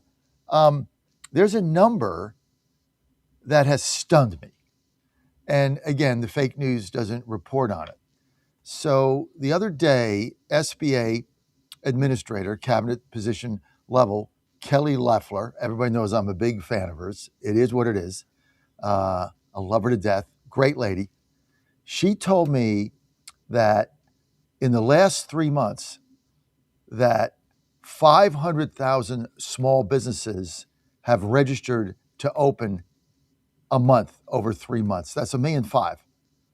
If things are so bad and everybody's going to die, why are people opening up small businesses at that record pace? Explain that to me. Because in spite of what the news is saying, people are optimistic. The foundational policies that Trump has been pushing for, which is drill baby drill, pro-energy, pro-small business, pro-growth. I mean, we have $18 trillion worth of growth that has come into this country. As I mentioned, which probably falls right in line with what Kelly Loeffler said, is we have a 20% higher small business creation. It's a record number of small businesses that are being created. And that's because people wouldn't be starting businesses if they weren't optimistic about the economy and the future. Yes, gas prices are high. Yes, food prices are high right now. It's going to come down because it is directly attributable to Iran. And people are going to start to feel better. And the Democrats are scared to death that's going to happen before November. And I truly believe it will happen. But we have to keep pushing the messages like what you're talking about on air, what I'm talking about. We have to keep reminding people and breaking through the media headlines in terms of what's really happening in the economy. Because the media every day keeps telling you your life is miserable. You live a wretched existence. You can't afford anything. You can't go on vacation, and we're all going to die. That's basically what they've been saying. I mean, it's almost like the climate change scam, right? What was it? AOC came in and said the Earth will be over in what? A decade or something? 10 years? Al Gore? Like, we're all going to be flooded. I mean, it's just this nonsense that they spew out in order to conjure up fear. And so, your life is not miserable. We will get through the gas. But people opening up these small businesses, that is the backbone of economic growth in the country. The other thing that Loeffler said is that they're pushing out, the SBA is pushing out a record number of SBA startup business loans, a record number. It's not even close. They've got the funds to do that through the banking system. But she said the number of loans that we're pushing out is setting a record month after month, which means that people are borrowing money to grow their business from the SBA, which comes from banks. Obviously, all the SBA does is back 90% of it comes from the banks. But why is that? If things are so bad, why are you borrowing money? In order to start something. Exactly. It's not like my credit card is up because I can't afford groceries I got to put on my card. No, you're going to your bank through the SBA to get a loan to grow your business that you then have to pay back, or bad things happen to you, like any loan, through a bank. So if things are that bad, why would people do that? Because they're optimistic. I was always raised by, my dad always told me that actions speak louder than words. And so the words coming out of the Democrats and the media is that things are really bad. But the actions that the American people are taking is we're seeing a rise in small business creation. Consumers are still spending. The consumer is still very strong and still spending. So you have to look at the actions of the American people. And it shows that we have a resilient economy and we have an optimistic American public that that believes that the economy is going to do well when the price of gas comes down. You know, I think that all of the building blocks for what could be the greatest economic renaissance in the history of the republic is there. That's why I'm so bullish on the future, because all the signs are there. We're going to have a great jobs number again. That's coming out tomorrow, isn't it? Tomorrow is jobs day. Jobs number tomorrow. We're looking forward to that. We've got a new chairman of the Federal Reserve. Looking forward to that. He's not going to raise rates, as many people have suggested. That's not going to happen. So we are very optimistic. All right, I'm going to go to a phone call. We get a lot of prank calls these days, so we'll see what we can do. But I try to accommodate people. Dave from Arizona, go ahead, Dave. You're on with John and Elaine. Yeah, thank you so much, sir. So I'm not into identifying problems. I want to identify some solutions here. So let's go pure signal. I think that two things for President Trump to focus on the next 5 months to reverse this midterm malaise, and I see it every day in Arizona. I'm a PC here. People are not motivated to go out and vote, and midterms are base elections. We're not going to get new voters. We're going to get people that are 4 out of 4 voters, right? They're going to be the ones that change this. And historically, 20% of your registered Republicans are going to vote in a midterm and or a primary in and off here. So I think that the two things that President Trump could do, and the first one's very impactful, is invoke Article 2, Section 3, force a recess for both houses of Congress. And that's impactful because he can get his appointments, and it's not just the U.S. attorneys. That's, I think, the most important. But all the ambassadors, all the rest of his appointments in a recess. As you know, Admiral Bannon points out every day he's the only president ever, and this is his second term, to never get a recess appointment. And this is because of Mitch McChina. He's working against we the people. So that'll break the stalemate of the legislative and judicial branch coup that's currently operating against we the people. The next thing I think that would be impactful, and I had the opportunity, the blessing to meet you and Commander Vivino at CPAC in Grapevine last month, 2 months ago, was we need to ramp up the deportations, because unless we start remigrating people, the electorate on our side of the football is going to look at that as a broken promise. That President Trump talked about building the wall and getting people that are here illegally out of the country, our republic, since 2015. That's not being done very visibly now, and that's going to impact our enthusiasm. It's going to impact me when I go knock doors here for the 1,900 people I represent in Surprise, Arizona. Thank you. Dave, stay on the line. You're a precinct captain. Thank you for doing that, because without that we can't build a party. That's what I'm trying to do here in D.C. So thank you for doing that, Dave. Like, that's a big deal, and I love your attitude, because you are representing 1,900 people in your precinct. When you knock on doors and you talk about the malaise, and they're dispirited and they're not likely to turn out with the enthusiasm that you want, what are they telling you, Dave? They say, why bother? What they ask me, what has the feckless, gelded, old, pathetic party done for me the last year and a half? President Trump won in November. I was super excited. That's what they tell me. But then when we start the legislative session in January, what have the Republicans done with both the House and with the Senate? And I can't say much. I share that they have codified, I think it's 75 of President Trump's executive orders, though they don't even talk about it. You would think that they would celebrate that success, but they're not bothering to do that. But that's what they ask. They say basically gas is high, and as most people know, America runs on diesel. Diesel is nearly $6 a gallon in Arizona. That has cost in everything we get. So that's the response I get, John. Thanks for the question. I appreciate it. So how do we get like what?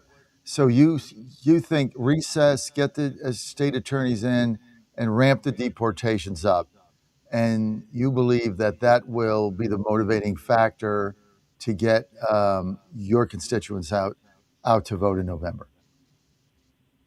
That's correct. And you and I know the remigration project has effects downstream with everything.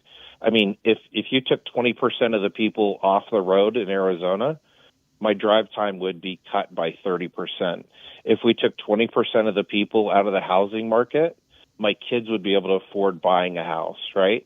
If you took 20% of the people out of the social services, people in Yuma, Arizona wouldn't have to drive 2.5 hours to get neonatal care or prenatal care in Phoenix proper. And that's been going on for 5 years. The Yuma hospital system is almost completely cratered because all the services that they have to offer illegals as they walk into hospitals. Thank you. Oh, Dave, I think you nailed it. Dave was pretty succinct there, Elaine. You want to respond to Dave? And then we'll go. Well, I think that there's a lot of opportunity for Republicans to, win in the midterms.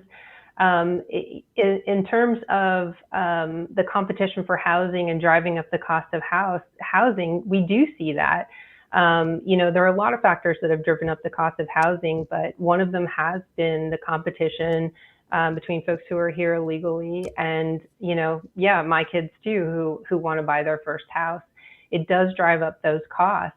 I think it's really interesting in terms of drive time as well. I hadn't heard those types of numbers, but Arizona is obviously different from where I'm at. So I think he's got an interesting perspective on the midterms. Elaine Parker, what a time! I want to thank you. I want to thank our caller Dave, and this is why our show is so different. We have some of the best callers. We have the best callers in America. So, Dave, thank you for the call. Thank you for your insight. And I don't remember meeting you specifically in Grapevine, but I do remember Bovino. So if you were with him, you must have been that guy. So thank you. Thank you for that, Dave from Arizona. Elaine Parker, thank you. People want to follow you, Elaine, and follow Job Creators Network. Where do they go? Go to joinjobcreatorsnetwork.com. All right, join jobcreatorsnetwork.com. Elaine Parker, thanks for being with us. Jim Pfaff coming up, Dr. Oz, 8:15 after that, and then the DC Dispatch, all coming up right here on your favorite show in America, the John Fredericks Media Network. Trump 2.0 is in full effect. How do you keep up with all the action? I'll tell you. TrumpNationNews.com is your inside source for the inside scoop. Manufacturing, jobs, deportations, and the nation's rejuvenation. The first 100 days and beyond. All the news you need and no liberal gibberish. It's the perfect way to start your day. Sign up for the TNN newsletter. Do it today. TrumpNationNews.com. TrumpNationNews.com. Part of the John Fredericks Media Network. Washington is wasting $500 million every year on a federal supervision system that doesn't work. Probation officers are overwhelmed. Resources are going to people who pose zero threat, while actual dangerous individuals slip through the cracks. The Safer Supervision Act stops the waste and refocuses every dollar on protecting families from harm. President Trump's own pollster found about 80% of Trump voters want this fixed. It's time for Congress to get this done. Stop the waste. Protect our communities. Visit safersupervision.com. Paid for by the Reform Action Fund. Ponder this. All of God's children, you and I, have been created in God's own image. It's hard to fathom, isn't it? One thing we do know about God is that He's perfectly free. So He created us perfectly free to follow Him and free to deny Him. We have the choice. Our choice, however, has eternal consequences. It is the biggest decision in your life. I'm sure that most of you, if not all of you, want the final elevator ride to go up, not down. How we live on this earth determines our eternal destination, up or down, heaven or hell, and yes, hell is real. God has rules for us to follow in order to be admitted into His heavenly home. Just like the rules you may have for people to enter your home, maybe you do not allow smoking or profane language, God too has rules. There are are 10 of them. We are called to obey his rules, not to change them, adapt them, or ignore them. The 10 Commandments guide our entry into eternal life. We must obey his rules in order to enter his heavenly home. I'm Susie Kelly, and I am passionately Catholic. Hey folks, Al Green here for Sat Phone. When you're on the go, you want to know you're connected. If it's a family vacation or an off-the-grid escape to a remote destination, having reliable communication helps you feel safe and secure. You can't afford to find yourself in a dead zone. That's why you need Sat Phone. Sat phones are reliable, durable, and give you global coverage. If you can get outside, you can get in touch. It's that simple. Make calls from your Sat phone to any regular cell phone in the United States. The phones are $1,500 value, but you can get yours free. Just sign up for a 15-month plan, $94.95 a month. Get 150 minutes monthly that roll to the next month. Go 3 months without using them, that's fine. Yes, 3 months, 450 minutes, all yours. Visit SAT123.com or call 855-980-5830. SAT123.com, 855-980-5830. Get surety and security with your sat phone. Call now. Mr. Secretary, it seems like you have an issue admitting facts. You can't say that the president lost the 2020 election, just like you won't admit President Trump is losing this reckless war of choice, and just like you couldn't admit that the shoes the president bought you were too big. You clearly don't know what winning means, and not because the facts are unclear to you, it's because telling the truth would cost you your job, and the American people are entitled to a Secretary of State who tells them the truth even when the president doesn't want to hear it, and my constituents, our service members, deserve better. Mr. Chairman, I yield back. I don't know what shoes she's talking about. What is she talking about? Representative Burchett, you're recognized. Thank you, Mr. Chairman. If you'd like to answer any of that. Yeah, I don't know about the shoes. I mean, he gave me some Florsheim shoes. They're actually pretty good. They fit fine. I don't know what she's talking about. And maybe that's what she's referring to. Your shoes look very nice today, Mr. Secretary. How can you see them? They're way down here. We're talking about shoes. Are you guys kidding me? I mean, is this the Foreign Affairs Committee or is this like a circus? What is this? He's the voice of Virginia. No, you can't. You have one of the worst voices I've ever heard in my life. And the commander of common sense. Fire at will, Commander. Now back to the John Fredericks Show. Well, I'll jump on the mic here. I think we're waiting for JF to get back from walking away from his desk for a moment. But joining us here, and I'll bring up my photo and then bring Jim on here. Let's see if I can do that, and then bring Jim on. Oh, we're getting a little bit of an echo there, Jim. Don't know if you can do anything about that. In fact, I'll just do this, and now there we go. I'll put myself on the mic as far as the caption go. But let's see here. There we go. Well, Jim, let's start with that. What did you think of that exchange there yesterday in Congress? You got to love Marco Rubio, and just in every way. I mean, this guy is so based in his approach to communication. He doesn't let things get by him. He's not cowed or moved by someone else's intransigent way of trying to make you look stupid. He definitely has been around politicians enough and learned the lessons that those of us who have been around that know so much. But the one thing that he definitely gets, and I'm so glad he pushes it in situations like this, is the fact that we've got a lot of truly stupid people that we elect to Congress. And I mean, I don't mean to cast aspersions to the American people too harshly on this because, we're just trying to live our lives. And, sometimes people get through the cracks. But there are a whole lot of them that do, and it's got to change. And we've got to get rid of people like what you like someone there is worried about Marco Rubio's shoes. If you heard that entire discussion, you know that she was trying to get a gotcha on him that didn't exist, and then she argued down the path that she already had predetermined would be what she wanted to say, and it didn't land, and so she kept going down it and just looked like she hadn't even thought through anything. So I don't know. I worked on Capitol Hill for 8 years. It amazes me who we elect to Congress. It really does. Well, and let me see if I can do something about that echo. We get this, I think the echo on your end there when I'm talking for whatever reason. Putting the earbuds on might be a good idea. I think that solved the problem last week, if I recall correctly. So we'll try that. Let me unmute you here and see if that works. I think as soon as your earbuds connect, we should be better. So I would imagine. I think they're connected now. Maybe, but there we go. There we go. Okay, so, but yeah, well, we have Dr. Oz coming up in the next hour, and obviously a couple days ago he got a question when he was subbing in for Caroline Levitt, who's still on maternity leave. I might even try to play that video really fast because I thought it was kind of funny about what he said. But he got asked about TDS, and this was his response. And it kind of mirrors what you just said a moment ago. So let me play it. Do you have any medical advice for the Americans out there that are suffering from a very serious ailment called Trump derangement syndrome? I am concerned about folks who have focused their entire life energy on dislike of the president. It's disheartening to see people lost in that way, but treating stupid is really hard. Treating stupid is very hard. He couldn't be more righter. And I have to say, Dr. Oz always came across as a pretty obviously smart doctor, but this guy was in the entertainment field for a long period of time, and the rigors of going to Washington D.C. and have to seriously oppose this kind of stuff, which Marco Rubio obviously does so well. He's really picked up on it, and I have to tell you, so in the background of situations like Dr. Oz coming into government, once you're in Washington, D.C. and start interacting with the people in and around it, if you're a normal person, you sit back and you just start rolling your eyes.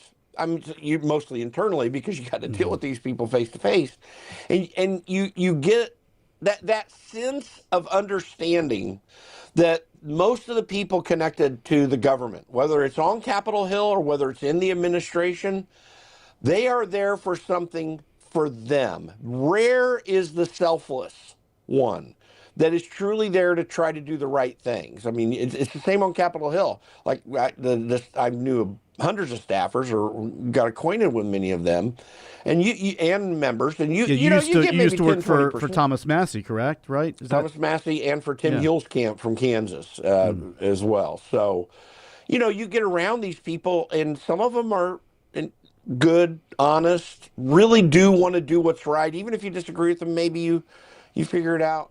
But most of them are there for what's the next step in my life. Yeah. And that is the cool thing about seeing someone like Dr. Oz get that, because you realize that absurdity and then you start doing things. Donald Trump exemplifies the ability to look past all this and just go and do what needs to be done. But this particular cabinet is an amazing cabinet in my mind. I've seen a lot of cabinets through my years in politics, well more than 30 years, and as a young person. And I'm telling you, this is definitely the best cabinet since the Reagan administration, hands down. Actually, the Clinton administration wasn't so horrible, even though I disagreed with them. There were some competent people. But this is the best one that I've seen. George Bush's administration was not all that good. He had a few good ones, too. Obama's sucked. Biden's was the worst ever. Donald Trump's is focused and capable. Every one of these people are also doing the job, even with all the frustrations that they have to go to. They're doing the job. So I love seeing stuff like this, and I really smile every time I do. Well, I'm seeing, you mentioned backgrounds a minute ago. I'm seeing in the background of your setup there, you have a book by Milton Friedman, Capitalism and Freedom. And we're talking about trying to fix stupid. How do we relay the messages that Milton Friedman, people like him, I'm a big Ayn Rand fan, but how do we simplify the message so that the average person today can understand the difference between capitalism and collectivism, statism? What do you think is the way to get through to people? Because Milton Friedman used to be on Donahue and things like that, Ayn Rand for that matter too, but they used to go on these platforms and be able to express so eloquently the messages that otherwise seem to be lost. So what do you think is the way to get through to the average person today? Well, first of all, anyone that's going to be communicating publicly should listen to every interview you can find of Milton Friedman. And the extended one, there are a few extended ones on there. And if you want to know how to communicate principles well, he was a prime example. Ayn Rand, who I like you, am a big fan of. You don't go mimic her, because she's on a different wavelength of most people. She was decent at communicating things. She definitely communicated well through things like Atlas telling a story, and that does help. But the technical details of things, go to Milton Friedman, because listen, this was a Nobel laureate, one of the greatest economic minds of all time. You would put him on par with Keynes, who I disagree with Keynesianism, but he was a brilliant thinker. Hayek. You'd put Milton Friedman on line with all those guys, but those two in particular guys, they were not great communicators down to the grassroots level. Milton was. But the thing is, you have to also read about it. This is why I put capitalism and freedom back here, because I want to remind people how important it is to get back to those principles. And economics isn't the study of how we spend money. It's the study of how we make difficult choices with limited resources. That happens with your time. It happens with your money.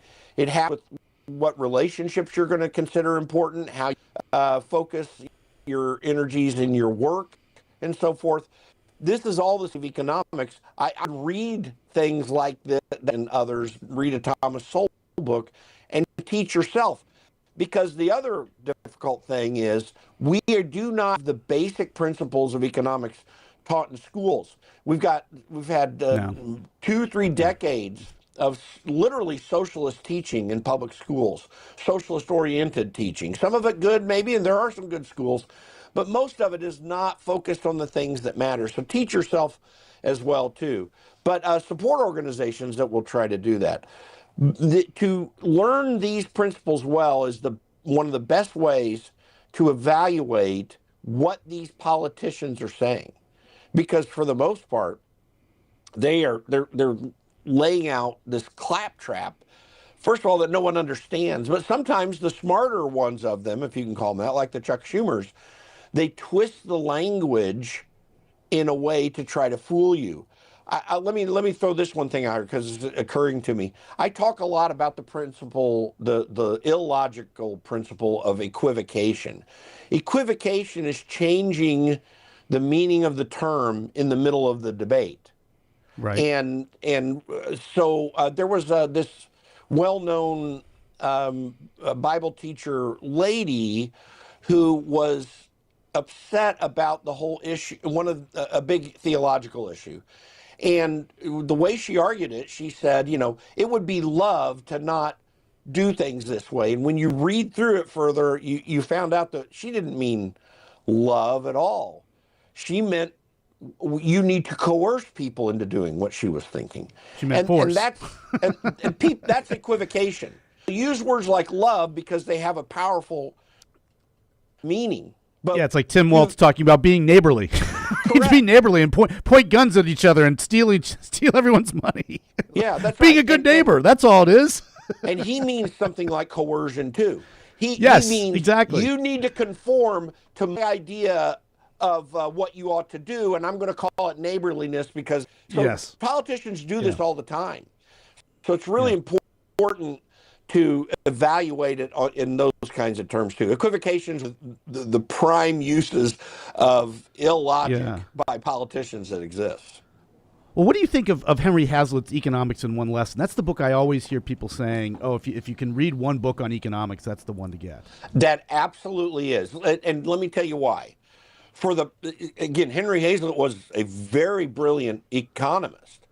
But what that book does is it gives you clear examples of how economic decisions play out. And the famous one from the book is that someone threw a rock in the window of a butcher, and everyone was all worried because the butcher lost his window and now was going to have to pay for it. But then everyone says, but wait a minute, hold on. The glazier who's going to replace the window, he's going to make money. If he makes money, he's going to go buy a suit. And think of all the economic benefit down the line. But no No one's talking about the actual loss, and this is an analogy of what government says it does. It breaks your window by taking your taxes, taking the things that belong to you, taking away your rights, to give a benefit to someone else. But the fact is, the person stolen from, all that stealing over time causes great harm to society. So yeah, I would anyone listening that, and you don't hear this talked about enough. We heard this talked about a lot in the 80s and 90s when I was a young guy growing up into politics. But people need to read Henry Hazlitt's. And it's very approachable. Yeah, it's very simple read. Yeah, yeah. Well, listen, and what you were just talking about there, I think that's where Ayn Rand does come in, because she always put things in moral terms. So that, look, ultimately, capitalism is good because capitalism is the system not essentially of competition, but rather private property rights. And I have a right to what is my stuff, and as long as I'm going about my business in peace and I'm using my person and my property in a civil manner, everybody else should leave me alone. And I say all the time when somebody says something to the effect of, "Oh well, we can't have a free market. That's ridiculous. We can't just have a free market." So I say in response, like, so a society without theft is completely out of the question for you? Because that's all I'm saying, is that I want a society without theft, where everybody respects one another's rights to what is his. Yeah, and this goes into, there's this famous thing that a lot of people make fun of. It's been repeated so much, that taxation is theft.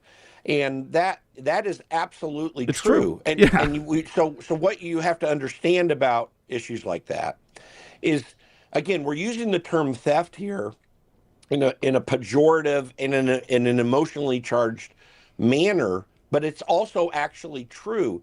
A lot of people, if I want to define government for people, and again, this is a definitional thing everyone should be aware of every time you're listening to a politician speak. I don't care if it's Donald Trump or who it is.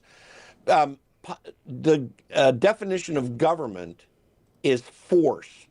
Now, what kind of force are we talking about? Because, a nuclear bomb has force. Well, we're not talking about that kind of force. Here's what we're talking about. It's legal force. And everything that, because we give some power to government for certain purposes. The Founding Fathers gave it to government so that the rights of us would be protected.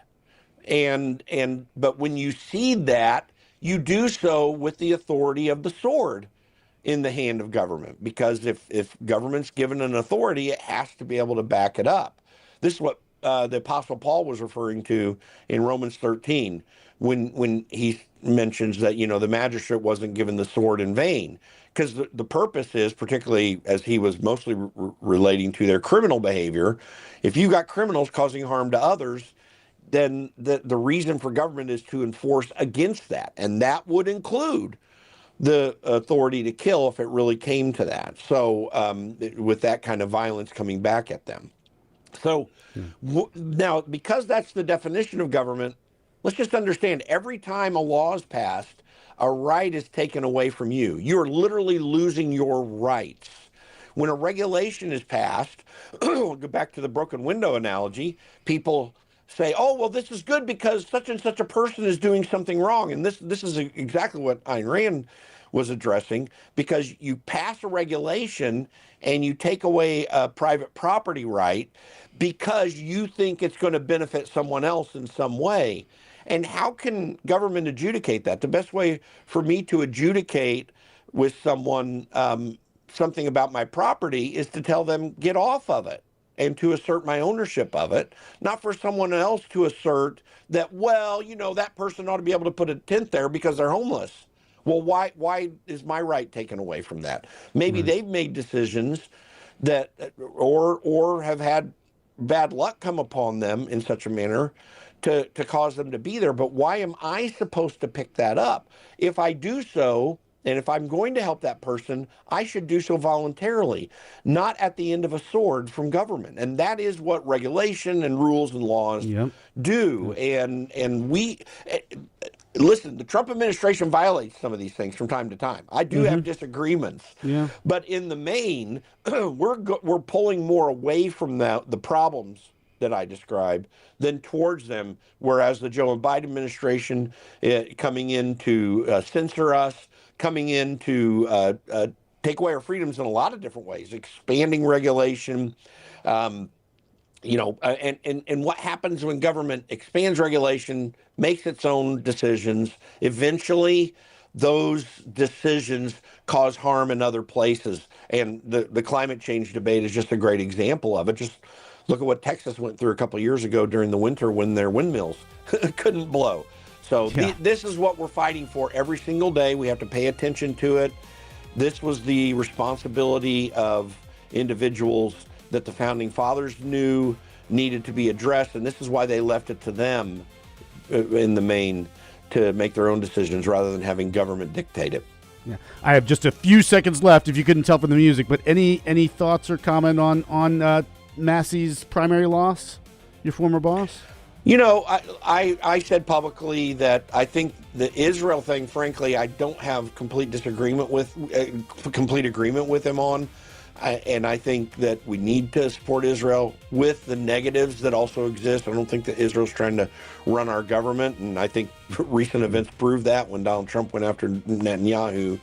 But on the back end of that, the amount of money that went in to defeat him, I think is an obscene amount of money to go into any primary, unless something much bigger is at stake. And even though I'm behind Israel, and I think they are a good friend of ours, I don't know that warrants a $30 million spend, and so it happened. But this is what politics is. Free, fair, we make our decisions, and we got to make the best ones and then back them up if we can. Jim, I hate to cut you short. We got to run. Jim Pfaff, the Conservative Caucus President, thanks so much for being with us this morning. I think we'll see you next week, right? Yes, sir. All right. Thanks a lot, folks. We're going to go to a break. We'll be back with John Fredericks and the John Fredericks Show. Stay tuned. To say the conflict is illegal without explicit congressional approval. The tally was 215 to 208, with 4 Republicans: Congressman Thomas Massie of Kentucky, Brian Fitzpatrick of Pennsylvania, Tom Barrett of Michigan, and Warren Davidson of Ohio, joining every Democrat in supporting the measure. Democrats in the House and Senate have yet to get behind a bicameral measure that could be sent to Mr. Trump's desk. Bernie Bennett in Washington. Republican Steve Hilton and Democrat Javier Becerra positioned in the top 2 spots in the race for California governor following Tuesday's primary election, projecting optimism that their standings will hold and propel them to a November runoff election. Meanwhile, billionaire environmental advocate Tom Steyer, a Democrat sitting in third place, has not conceded. The U.S. has some ongoing talks involving Greenland. Secretary of State Marco Rubio is providing an update on discussions involving Greenland and regional security. The truth be told, we are actually involved in conversations with Greenland and Denmark on the use of Greenland for collective defense for all of us. It's a key part of missile defense, but we're involved in those talks right now, so I think we're in a good place on it. Willie Nelson, the White House. A massive black cloud rising above the St. Petersburg skyline from a Ukrainian drone strike, setting a gloomy tone for the opening of President Putin's annual showcase of Russia's hometown, hosting the St. Petersburg International Economic Forum. The Ukrainian attack a day earlier that set an oil terminal ablaze, another blow to his efforts to minimize the impact of the conflict. More at townhall.com. The following is a real-life story from Trinity Debt Management. When I was feeling the stress of too much credit card debt, I looked at 2 different options: debt settlement and debt management. They may sound the same, but guess what? They're not. Debt settlement seemed like a quick fix, but I found out it would destroy my credit, create tax headaches, and hit me with huge fees. They actually told me to stop paying my bills. No way, not me. Then I turned to a debt management plan developed by the team at Trinity. They worked with my creditors, lowered my payments, reduced my interest, saved me thousands, and paid off my debt. And Trinity is a Christian company, which is important to me. If credit card debt has you down, call Trinity at 1-800-990-6976. My name is Heather. Please forget debt settlement and remember Trinity Debt Management. 1-800-990-6976. A police standoff in California. The suspect was later shot and killed by authorities. A man was shot and killed by the FBI after holding 10 people hostage and warning he had explosives tied to his body. Authorities stormed the building and shot the suspect overnight, ending a more than 15-hour standoff. Bakersfield Assistant Police Chief Jeremy Blakemore said the hostages were found unharmed inside the building. There were a total of 10 members of our community whose lives were changed yesterday, unexpectedly, but we are thankful that they have been reunited with their loved ones after this ordeal. Authorities said the suspect was an Army veteran who was dishonorably discharged, had a history with law enforcement, and was a registered sex offender. Audio courtesy of KERO. I'm Haya Panjwani. And residents of Havana, Cuba are dealing with a growing garbage crisis.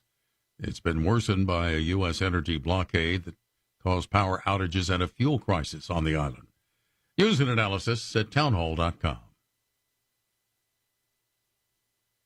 It's the end of the NASA MAVEN Mars mission. MAVEN was launched in 2013 to study the red planet's atmosphere. A year later, congratulations, MAVEN is now in Mars orbit. Fantastic. MAVEN mysteriously fell silent in early December after passing behind Mars.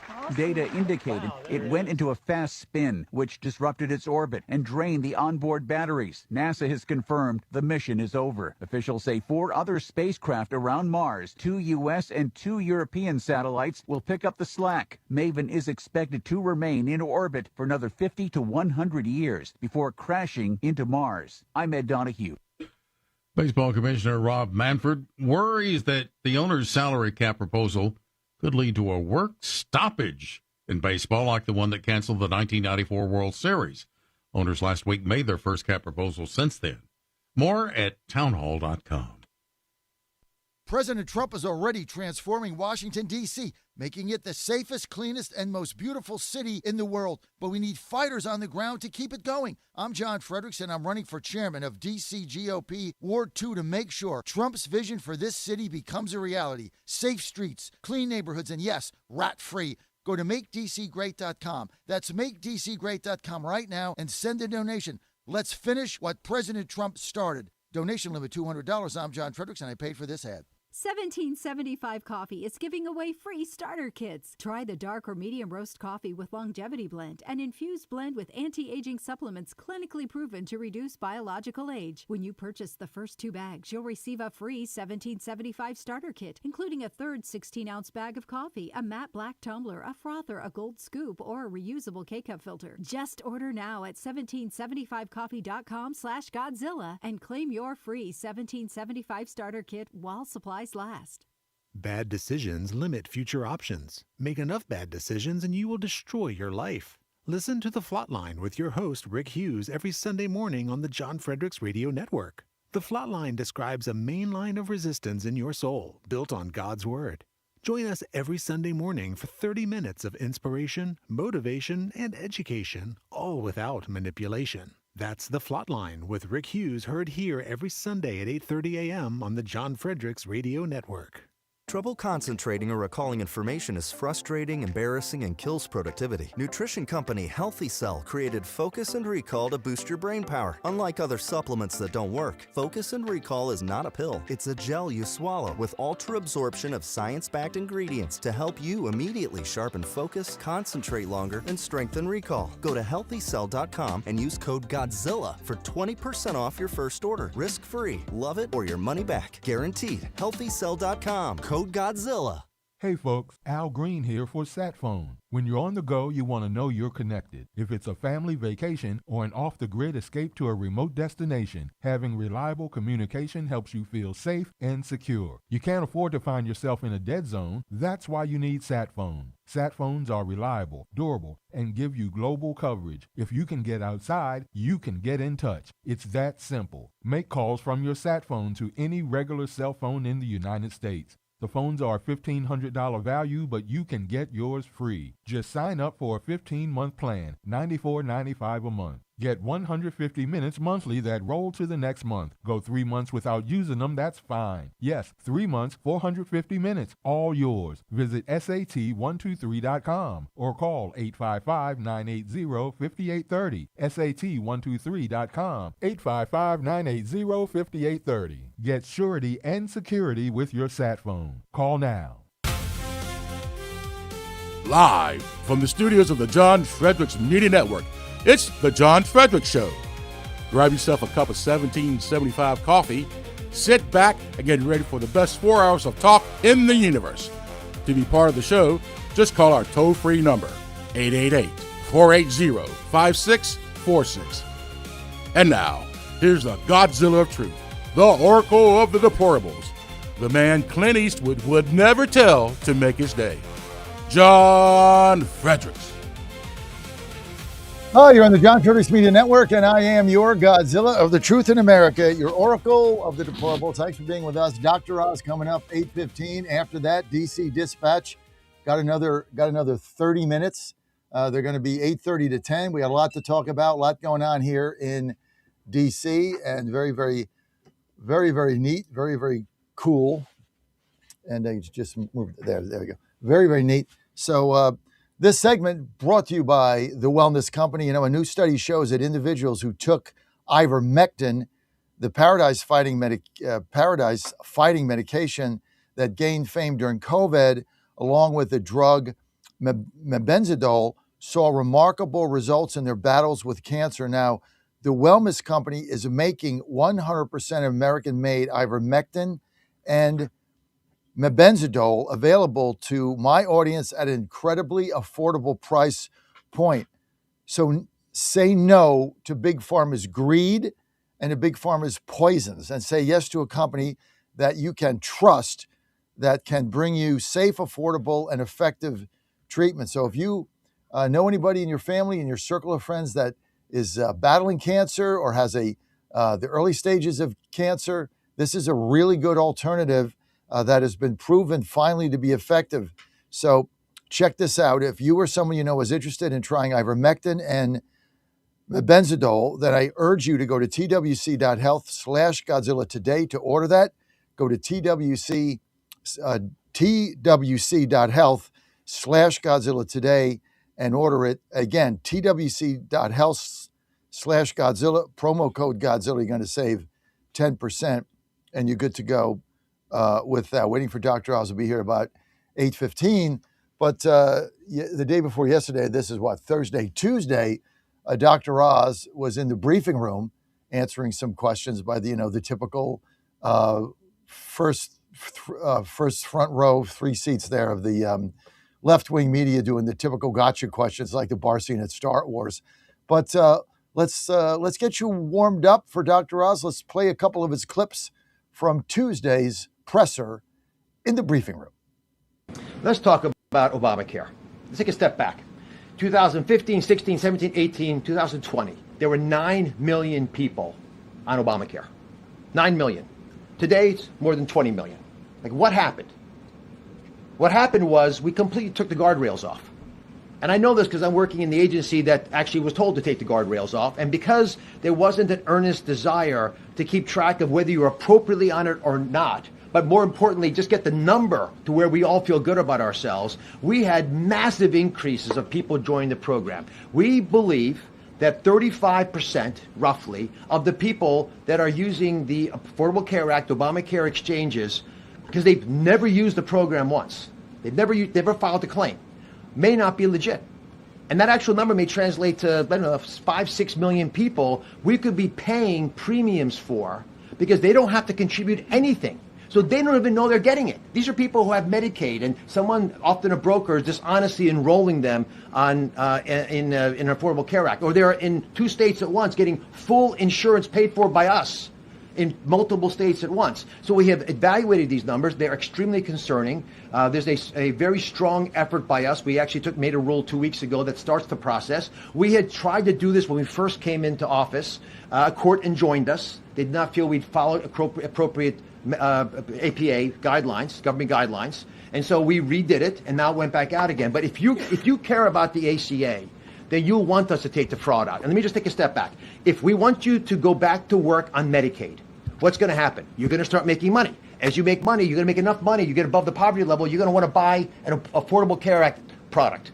Or private industry, commercial insurers are going to start using it. That's a good thing. We're getting America back up. They're getting into work, getting them into the stratosphere, building prosperity. So we want these programs to work together. But if you've got millions of people, literally, who are getting insurance that they don't want. They don't even know they have it. And we're all paying for it. That's tens of billions of dollars we're throwing away. That increases premiums for everybody. It drives affordability down. We're not going to tolerate it anymore.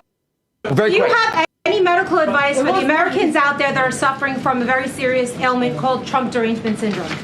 I am concerned about folks who have focused their entire life energy on dislike of the president. It's disheartening to see people lost in that way, but you know, treating stupid is really hard. I mean, they're all obviously different. I think Scott Besant's dry humor is fabulous. Marco is just an earnestly funny person. We can tell all kinds of stories about Marco's entertaining commentary. I think JD was spectacular. You know, he's just very on his game, understands the issues, and he understands the American people, which is I appreciated his presentation so much. I think he should be there every single week. I mean, I loved all of them. JD was fine. Rubio was extraordinary, and Besant was great. But Oz is the best. I mean, look, the guy who was in the entertainment business for 30 years, right? So he knows how to work a crowd. He knows how to do that room. And that's why we're getting him on today. He'll be coming up in a couple of minutes once he logs in. Dan, we're not sure if Dr. Oz will be by phone or by video, but as soon as he gets on, let me know and we can get right to it. And he also likes taking your questions. So if you have a question for Dr. Oz, 888-480-JOHN, 888-480-5646. But very interesting the way that he did that.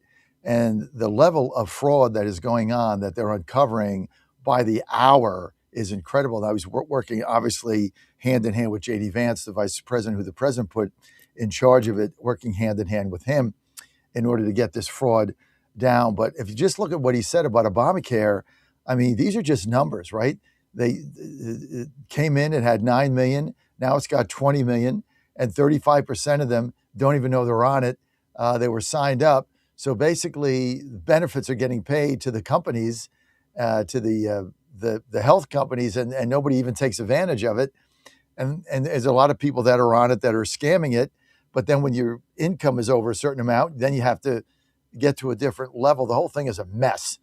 So the fraud there is incredible. And when he says, you know, when you look at some of these big companies out there and the money they're making, I mean, it's just United Healthcare, had record profits. I mean, you know, you're paying now more for healthcare than you are for a mortgage. It's an incredible number. So, and there's no end in sight when you've got the biggest companies making the most amount of money that they've ever made. Like, how is this possible? Right? Because premiums have gone up. A lot of these are subsidized. Nobody does anything about it.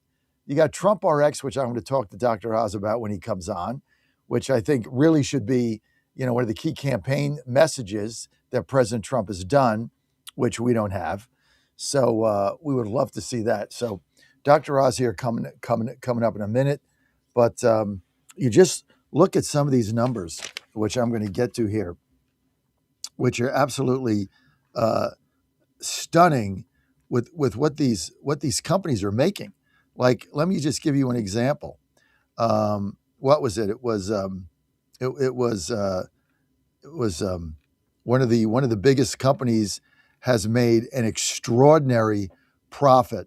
Their profit was up 35%. 35%. I mean, how is your profit up 35% when everybody is suffering and they can't pay the premiums? Like, how is it even possible? It's possible because of the scams that are going on, and basically the government is paying it. So these big healthcare companies, they don't want change. I mean, they want to keep making this kind of money. A lot of it's subsidized from the federal government. So we're gonna have Dr. Oz here on in a moment. Dan, let's go to a quick word from our sponsors while we set up for Dr. Oz, and we'll be right back here on the John Fredericks Media Network, trucking the truth across America. Truth and clarity right here. 1775 Coffee is giving away free starter kits. Try the dark or medium roast coffee with longevity Come on in. blend and We're on infused a blend break. with anti-aging calcium alpha-ketoglutarate, which has been clinically proven to reduce biological age. When you purchase the first 2 bags, you'll receive a free 1775 starter kit, including a third 16-ounce bag of coffee, a matte black tumbler, a frother, a gold scoop, or a reusable K-cup filter. Just order now at 1775coffee.com/Godzilla and claim your free 1775 starter kit while supplies last. Bad decisions limit future options. Make enough bad decisions and you will destroy your life. Listen to The Flatline with your host, Rick Hughes, every Sunday morning on the John Fredericks Radio Network. The Flatline describes a main line of resistance in your soul, built on God's Word. Join us every Sunday morning for 30 minutes of inspiration, motivation, and education, all without manipulation. That's The Flatline with Rick Hughes, heard here every Sunday at 8:30 a.m. on the John Fredericks Radio Network. Trouble getting to sleep and staying asleep is infuriating. Your mind races, you toss and turn. Nutrition company Healthy Cell created REM sleep to help you quickly fall asleep, stay asleep, and sleep deep. Unlike other supplements that don't work, REM sleep is not a pill. It's a gel you swallow with ultra-absorption of science-backed ingredients supporting all 4 stages of sleep. Go to healthycell.com and use code GODZILLA for 20% off your first order. Risk-free. Love it or your money back. Guaranteed. Healthycell.com. Code GODZILLA. Hey folks, Al Green here for SatPhone. When you're on the go, you want to know you're connected. If it's a family vacation or an off-the-grid escape to a remote destination, having reliable communication helps you feel safe and secure. You can't afford to find yourself in a dead zone. That's why you need SatPhone. SatPhones are reliable, durable, and give you global coverage. If you can get outside, you can get in touch. It's that simple. Make calls from your SatPhone to any regular cell phone in the United States. The phones are a $1,500 value, but you can get yours free. Just sign up for a 15-month plan, $94.95 a month. Get 150 minutes monthly that roll to the next month. Go 3 months without using them, that's fine. Yes, 3 months, 450 minutes, all yours. Visit SAT123.com or call 855-980-5830. SAT123.com, 855-980-5830. Get surety and security with your sat phone. Call now. He's your Godzilla of the truth in America. No gibberish or nonsense, just common sense. And now back to the John Fredericks Show. Okay, waiting on Dr. Oz. He's in the car. I'll be calling in a few moments. In the meantime, health insurance now costs more than a mortgage. This is the most incredible thing that you've ever seen, and it keeps getting worse. Just give me you an example. Healthcare, the numbers don't lie. The average American family now pays over $2,200 a month for health insurance. $2,200 a month. That's the average family, $2,200 a month for health insurance. Surprisingly, that's more than the average monthly mortgage payment of $2,000. I just want that to sink in. The average American family is now paying more. This is an incredible number in healthcare than they are paying for their home on a monthly basis. I mean, it's just insane what is going on. And that's why Dr. Oz is in there trying to fix this, because this thing is an absolute mess. Joining me now, Dr. Mehmet Oz. He is the administrator of the Social Security Administration. That is basically a cabinet level position. Dr. Oz, thank you for joining us. John, beautifully stated. Let me put some numbers out there to sort of give people hope. First big number. We spend twice as much as any other country in the world per capita because we're twice as unhealthy. Specifically, we're twice as fat. We have a body mass index, defined official way you define obesity. That's around 43% in Americans. It's about 20% in Europeans. It's 5% in Japan. So a big reason we're spending a lot of money is because we've made it easy to be unhealthy in America, and that's what the MAHA movement is seeking to address. Second big issue, fraud, waste, and abuse, which I know we'll spend a lot of time on. This animates you and me and the president. We're losing about $100 billion a year on healthcare fraud. It's the biggest part of the fraud problem in government because it's a massive agency that I run, Medicare and Medicaid. Almost $2 trillion comes out of our building, and foreign governments and foreign corrupt groups, multinational criminal organizations have learned how to pierce our system. But, and they can use, for example, Medicare beneficiary numbers. You know, the number you get when you go on Medicare, people steal that number, and they can charge against it like a credit card, and they take a lot of money out of the system. We have solutions. I'm actually headed to Ohio right now to do an event with Attorney General Todd Blanche and Kash Patel, head of the FBI, on this issue, making an announcement in Ohio about additional steps we're taking. But these are addressable problems. And think about this. We would double the life expectancy of the Medicare Trust Fund, double it, if we could take the fraud out of Medicare. That's the program for older Americans over the age of 65. And then we got the bigger issue, which is how do we just make healthcare more efficient? And I do think technology can help with this. And this is augmented intelligence. This is the use of technologies that can allow you to better decipher the medical information you're being given by your doctor. All this becomes hugely beneficial.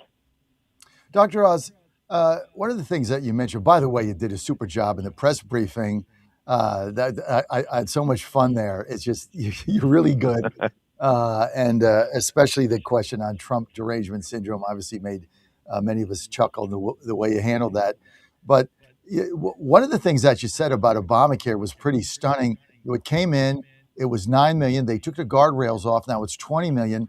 And you explained that a lot of people that are on there are not even getting any of the benefit. The money is just going to the healthcare companies. And then you look at United Healthcare, whose profit was 35% higher than it's ever been. They're getting record profits off the taxpayer without providing any services. Can you elaborate on that? So the big battle that the Democrats are going to wage against Republicans in the midterm election are going to be that we are taking away services. And I strongly reject that. The president, through the Working Families Tax Cut legislation, did many, many good things for the average American. No tax on tips, no tax on overtime, no tax on Social Security. So if you're older, you don't have to pay taxes on money that you already are deserving because you have actually paid into the system. But one of the things that gets purposely misconstrued is this idea that we're not giving these enhanced premium tax credits to people because we're trying to make it difficult for working class Americans. In reality, the original original Obamacare program, the one that was created in 2010, and that was stable for 5 years from 2015 to 2020 with about 9 million people on it. It makes you think that's probably the right number of people who are making enough money that they're not on Medicaid, but they're not ready to move into the traditional, regular commercial insurance space, the way that most people get their insurance. And so that small group of people, they need help. Fine, you get to 9 million. All of a sudden, when you take off the guardrails, as you point out, and you no longer collect Social Security numbers, you no longer make sure that what they're claiming is their income is really their income. When you don't even know they're real, that's when you start to have this massive expansion. And millions of people are fictions, are ghosts. They're not legitimate. They don't exist, or if they do, they don't realize they're being put on these Obamacare plans. A broker is signing them up because they already have Medicaid. They don't need to be on the Obamacare system, or they're on Obamacare in multiple states at once. This is tens of billions of dollars. And so we're saying we're going to put program integrity into place. If the person needs insurance, and as you pointed out, insurance is expensive.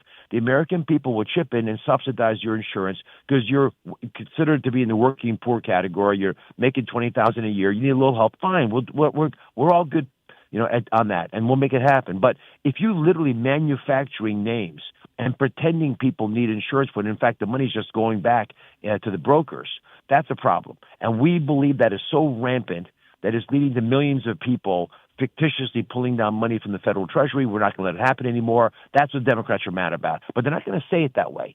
They're going to claim that these people are legitimate. They're out there trying to make it, make ends meet, and we're throwing them off the rolls.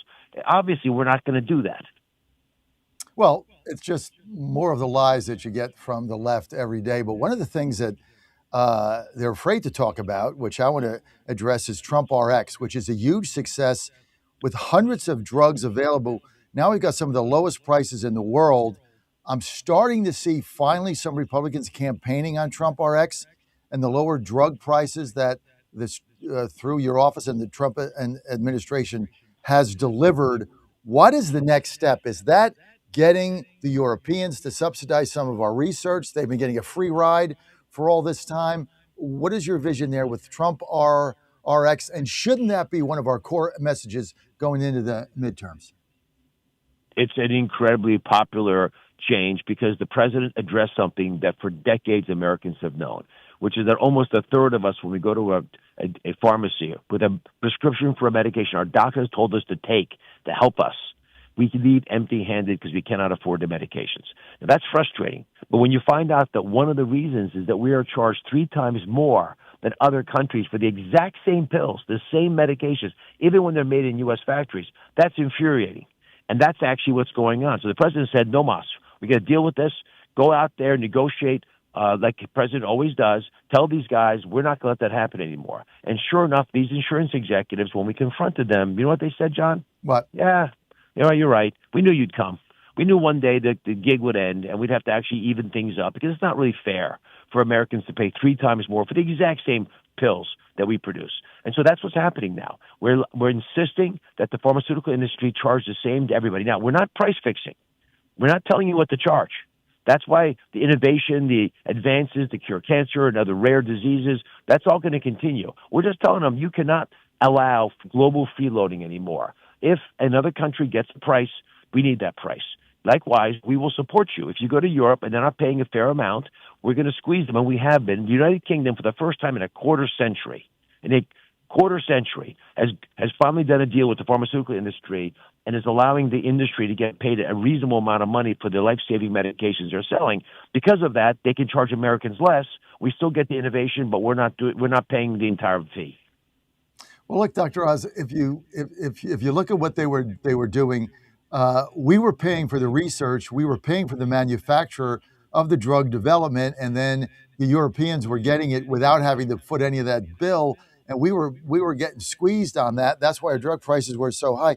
United Healthcare, do you know that their revenue last year was greater than Apple and Google combined? Their total revenue. Where's that money coming from?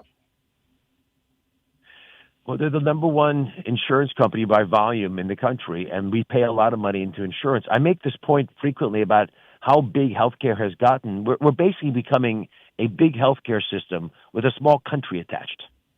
The budget we are spending on Medicare and Medicaid, the agency that I run, is almost twice that of the defense budget. It's a lot of money, and the money comes from your pocketbooks. It could go to reducing costs of products that are sold. But it's a bigger question, John, is what are we doing that's making healthcare so expensive? And there are many factors in it. Some of it is the fact that there's these areas that are hard to understand, which on purpose are hard to understand because whenever there's a little friction in the system, someone's taking a toll. Someone's charging the system, taking a little bit on the side for their effort. And that adds up pretty quickly. But the real big issue, John, is the most expensive thing we do in America is give people bad care. If you give someone bad care, it means you're paying someone who's probably not qualified to do a bad job. Then you're actually paying someone who's qualified to fix the bad job. Then you got to pay for the complications. And so we're arguing, let's get upstream of all this. Let's make America healthy again. If our American population understands, because we're making it easier to achieve health, that they can eat the food that's being served in a store, not having to fear that there are components of it that are added that really aren't in your best interest, they're designed to lengthen the shelf life of the product, not your human life. If we're pushing to make it easier for people to know that fats actually in healthy fats are good for you, you shouldn't run from them. I'll tell you a story. It's a good example. So milk. Regular milk made by dairy farmers. God bless these folks. They work their tails off. They milk these cows. Whole-fat milk, wholesome milk is good for you. But we had dishonest narratives around this bad science that we're correcting, and we changed the food pyramid because of it. The science was saying that fat milk is bad for you. Take the fat out. Make it skim milk. All right, if you make skim milk, kids don't drink skim milk. They don't like it. But by law, we were serving skim milk, not whole-fat milk in schools. So to make the kids drink the milk, what did they do? They add chocolate syrup to it. Chocolate syrup is empty calories inside of skim milk, which tastes poor, obviously, because it's watered-down milk. And when you take the fat out of milk, what's left? Carbohydrates. So you're basically making a carbohydrate bomb that you're giving the kids and training their taste buds to expect that for breakfast, because you're paying for it and giving it to every kid in America. These kids grow up to be overweight adolescents, overweight adults, and then they pay that price their whole life. These are the kinds of mistakes we made in a massive experiment that hurt the American people. If we correct these issues and make it easier to be healthy in America, and then aggressively use technology to force transparency so that everyone knows what they're paying for everything all the time, that's basically what Trump RX was seeking to do, it wasn't only that we were negotiating the best prices in the world, we're making them apparent to you. Trump RX just added this week, I announced it with you at the press conference, 160 more drugs. That brings the total to over 750. Why is that important? 4 out of 5 Americans, when they go to a drugstore, the drug they're about to buy is offered on TrumpRx.gov. Check it. Make sure the price you're being offered is the fair price, the right price. And if the price is not the lowest in the world, go to Trump, just stay on TrumpRx.gov, literally right there in the drugstore, take the coupon, give it to the pharmacist, and get the best price. We're putting money in your pocket. Well, that's why I think this should be a campaign issue. Very quickly, because I know you got to go. I got just 2 more things. The DOJ filed a false claims act against Elevance Health. Yes, Elevance Health, ELV Vance, Elevance, I think I say that. The judge ordering the former government business president, Peter Hatashian, to sit for a deposition over allegations the insurer knowingly failed to delete bogus diagnostic codes. This is back to what CMS is doing, what you talked about earlier with all this. This isn't just fraud of people scamming the system. These are insurance companies scamming us. Well, the DOJ is taking aggressive actions. I can't comment on open litigation, as you know. But the good news is these companies know we're serious. Just like the pharmaceutical industry did the right thing with pharmaceutical prices, we're seeing the insurance industry now coming to the table saying, okay, guys, years of abuse behind us. Let's just fix the problem. But let's make sure, for example, things like prior authorization are addressed. Prior authorization is that heinous process where the insurance company interferes with what the doctor is telling you need to do, and they delay you for weeks and months. Unnecessarily. The insurance industry now is saying, okay, you know what? We know how to fix this problem. We don't have to do all this prior authorization. And they've dropped by double digits the number of these headache processes that they've put in place. That doctors hate the process, patients hate the process. Turns out insurance companies are able to fix it together with the help of doctors, and they're doing that now. So we're taking all these issues that have been outstanding for years, John, and with the president's leadership, we're saying, guys, we need to be at the same table. We're not letting you get away with it anymore. We need you to serve the American people. Put your patriot hat on and show up in life. Just final thing. During the Obama administration, all the focus was on kidney dialysis, right? So if you had a failing kidney, it was on not getting the kidney better, not kidney transplants, but dialysis, which is basically long-term hospice, right? Kidneys are going to fail, you die. And we spent all that money on it. But now under RFK Jr., you guys are looking at transferring that over to trying to fix the problem. So if somebody has kidney failure, we're going to a kidney transplant rather than just put them on dialysis for a long period of time, which is very expensive, and you just die eventually.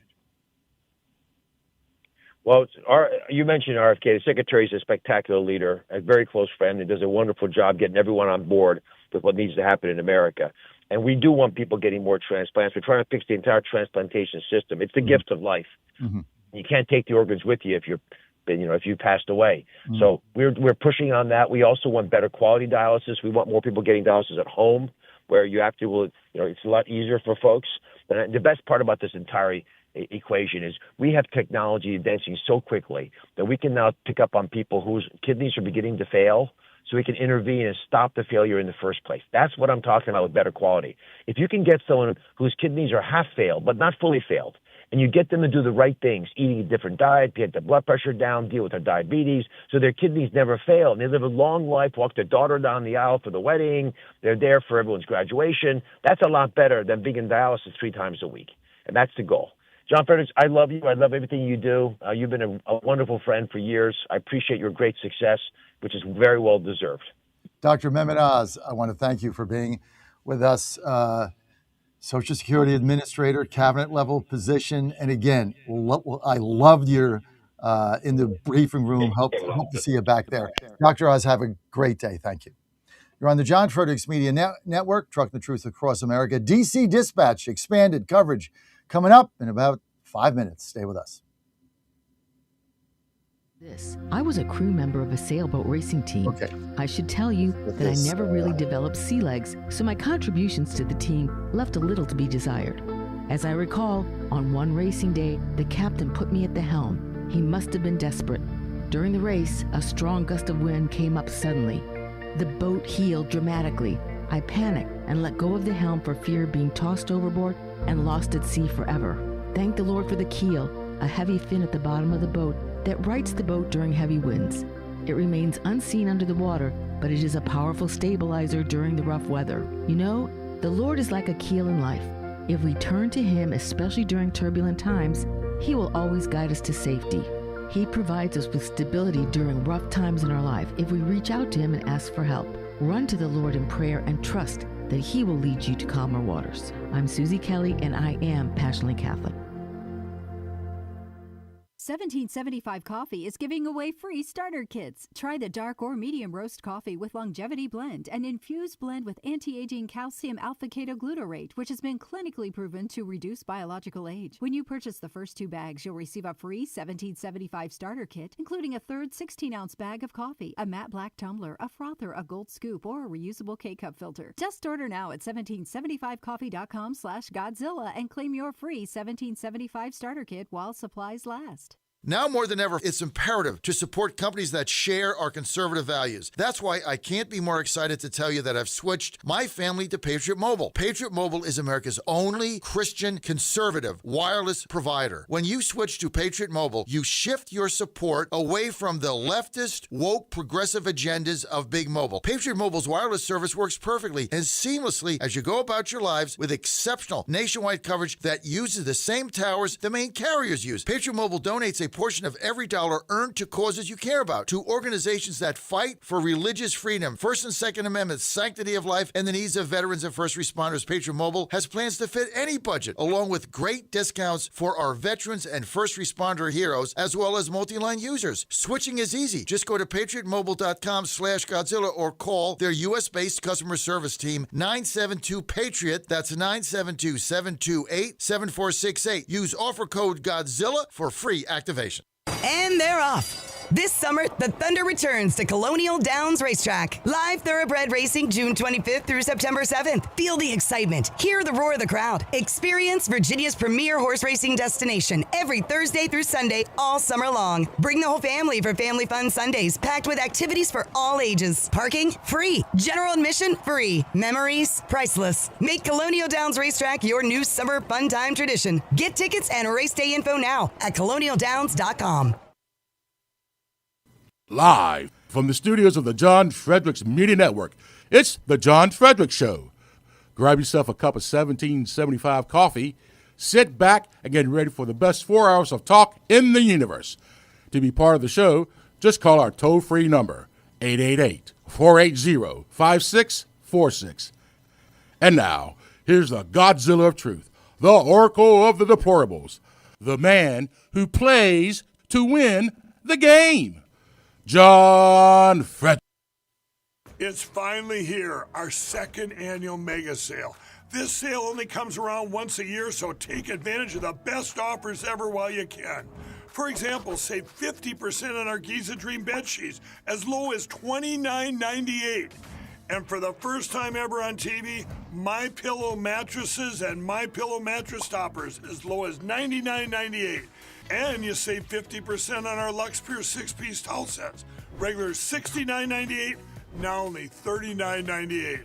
And our best-selling standard MyPillows, regular $49.98, on sale for $17.98. Wait on it, mega sale, only $14.98. But wait, there's more. To make the mega sale even more special, when you order right now, your order's going to ship absolutely free. To take advantage of the second annual mega sale, go to mypillow.com or call 800-854-0504 and use promo code Godzilla. In 2008, the amount of concentrated time people could spend on a task without becoming distracted was 12 seconds. 5 years later, it was only 8 seconds, 1 second less than a goldfish. If you're often distracted or have trouble recalling information, you're likely to fall behind in the demanding, fast-paced 21st century. In other words, brain performance is more critical now than ever. Boost your brain power with Healthy Cells Focus Plus Recall. Science-backed nootropics to help you sharpen focus, concentrate longer, enhance recall, improve mental speed, learn rapidly, and be more alert. It's a pill-free brain supplement made with maximum absorption ingestible gel technology, designed to feed your brain at the cellular level. Take it for a test drive. Go to healthycell.com and use code GODZILLA for 20% off your first order of Focus Plus Recall. That's healthycell.com, code GODZILLA for 20% off. Live from the studios of the John Fredericks Media Network, it's The John Fredericks Show. Grab yourself a cup of 1775 coffee, sit back, and get ready for the best 4 hours of talk in the universe. To be part of the show, just call our toll-free number, 888-480-5646. And now, here's the Godzilla of Truth, the Oracle of the Deplorables, the man who plays to win the game, John Fredericks. Hey guys, thanks everybody, and thanks for joining us on a special edition of DC Dispatch right here live in your nation's capital. We got our panel. They're all here. They're all live. They're all in studio. We got a 5-box here, 1 camera going, and it's all great. Joining us, we'll go right down the line, left to right, Christina Goodlander. Christina is, as many of you know, the vice chair of the DC GOP. She's with us. You see her remotely, but now she's here gracing us with her presence. Christina, great to have you here in the studio. Thank you for having me, John. Super. Okay, great job. She also runs my entire political operation in Washington, D.C. Brilliant lady. The one and only, the infamous Terry Gilberg, back with us by popular demand. Terry, longtime radio talk show host, TV host. And Terry, it's always good to have you adding some professionalism to this otherwise hodgepodge of a show. So thank you. Hodgepodge. How can it be hodgepodge when you've got 4 women here? Oh, it's pretty good, right? And I 8 weeks in, I still can't. I got her written down. Maria did I finally say that right? Maria. I just can't do it. Rhymes with how are ya? How are you, Maria? Is Like with Mar-a-Lago. us. Mar-a-Lago, Maria. I'm just going to call her Miss Pickering. That's just easier for me, Miss Pickering. So I just can't say it. I've tried it for 8 weeks. I'm done. I even got it written on the board. I still can't do it. But Maria Haya Pickering is with us, longtime activist. And so thank you for joining us today. A pleasure to be here, John. Thank you for having us. Call me anything, just don't call me late for dinner. And thank you for providing a forum where we can discuss issues of interest to DC voters to your audience. Thank you. You like my coffee? I love your coffee. 1775. She got the 75 cup. Yes. Check that out. The best. Right? Thank you. Of course, the special guest here gets the West Virginia Mountaineers Cup, which is Lindsay Rowland. And this is Lindsay's first time with us. She's been traveling and doing some things, but she put together an organization called DC. Was it DC America First or America First Club? America First Club, Washington DC, put together all by herself. She's had about 3 events, right? Yeah, our third event was last Tuesday. Last one, Kat Kamek was there. Place was packed. I had so much fun. That was so much fun. And, you proved, either it was a Monday night or what was it, Tuesday night? Tuesday night at the Butterworths, the second time I went, Ann and I were sponsors, and it was just fun. And it proves to you that you can, get things done and have fun at the same time. Tell us what inspired you for that event. Well, John, thank you first for having me on your show and this platform. And thank you also for being a America First Club sponsor, you and Ann. So I appreciate that. So we have to, in order to talk about the DC America First Club, we have to go back to the history a little bit. So the America First Club started in West Palm Beach, Florida. They have their events at Mar-a-Lago and Trump's golf course there. And it started about 4 years ago. Lauren Malice and Rebecca Harari are the co-presidents. And they did an amazing job with this. It started around the time during Trump's election cycles. They have about 100 members. They currently do a monthly event. And so I went down there to Mar-a-Lago a few times for fundraisers, and I was looking for something else to do. So I started going to the America First Club events. And then they did a DC trip and I helped them plan it. And so eventually I became good friends with the 2 co-presidents. And they recently asked me in last October to start a DC club, which would be the first regional club as they are the national club. So we launched the DC America First Club last October. And as John said, we had Kat Kamek on Tuesday night. And our event prior to that, we had Brandon Gill. And so a lot of the ladies here on the panel were there. So thank you for coming and supporting. Miss Pickering was there. She was, yes. It was a great event. Front row. Wasn't it a great event? Christina Goodlander was there. But Christina, doesn't this go to show you, if you try to do something and you work hard, you make phone calls, you put it together. I mean, it's just like people are just starving. Republicans and conservatives are starving in D.C. for something to go to that has substance. Absolutely. People are looking for that connection, that community, and then we can turn that into political results. And I know, Dan, Maria, I just can't say her name. I practice it all day. I just can't say it. So I'm just going to go with Miss Pickering. It takes all the stress off of me. So forget it. Sorry. But, it goes to show you, if you try to do something, Terry, in this town, people get excited about it because they don't do anything here. If you try to do something conservative in this town, they get excited. And of course, the Democrats and the left go bonkers. They go, their head pops. Like we have rocks in our head. Well, they have rocks in their head. So when we go to do something fun, when we go to do something interesting, when we go to just gab and have good gab about issues and progression forward, they can't hang with that. They can't hang because they're the progressives. They're really the regressives. Fun is good. We're not about decline. We're about fun. We're about moving forward. We're about beauty in the city, right? Have you all seen the beauty in the city? We're about solutions, and we're about doing it for the taxpayer as well as saving money. Dr. Oz was on earlier, and he was all about saving the taxpayer money with regard to healthcare. That's what we're about. When you talk about the beautification of the city, I told this story the other day, driving in from West Virginia, and normally I don't drive into town because I take Metro or I take Amtrak or whatever, but West Virginia, you can't get there from here on the mass transportation. So I have to drive there. I got to drive into West Virginia. So I'm driving back, right? I guess I went over the Memorial Bridge, right? Coming back from, I guess, 275. And I'm just driving in. It's in the middle of the day, 3:00, something like that, just trying to get home. And I drive into the city. And I mean, I was agape. I was like, wow, like, where am I? I mean, haven't been here. That's great. You just forget about it. And then, you go drive through Cumberland or Maryland, and then you drive into the city, and it was just breathtaking. Yes. I mean, it was gorgeous. And look, Christina. This is what the founders envisioned, right? George Washington and Pierre L'Enfant and the founders wanted to design this city that would be gorgeous, that would allow America to take our rightful place among the great nations of the world. So they designed this gorgeous capital city, and now it's on us to honor that legacy, to keep it beautiful, keep it gleaming, keep it safe, keep it just a wonderful place for people to come, for Americans to grow in patriotism, and for our international visitors to see how great this nation is.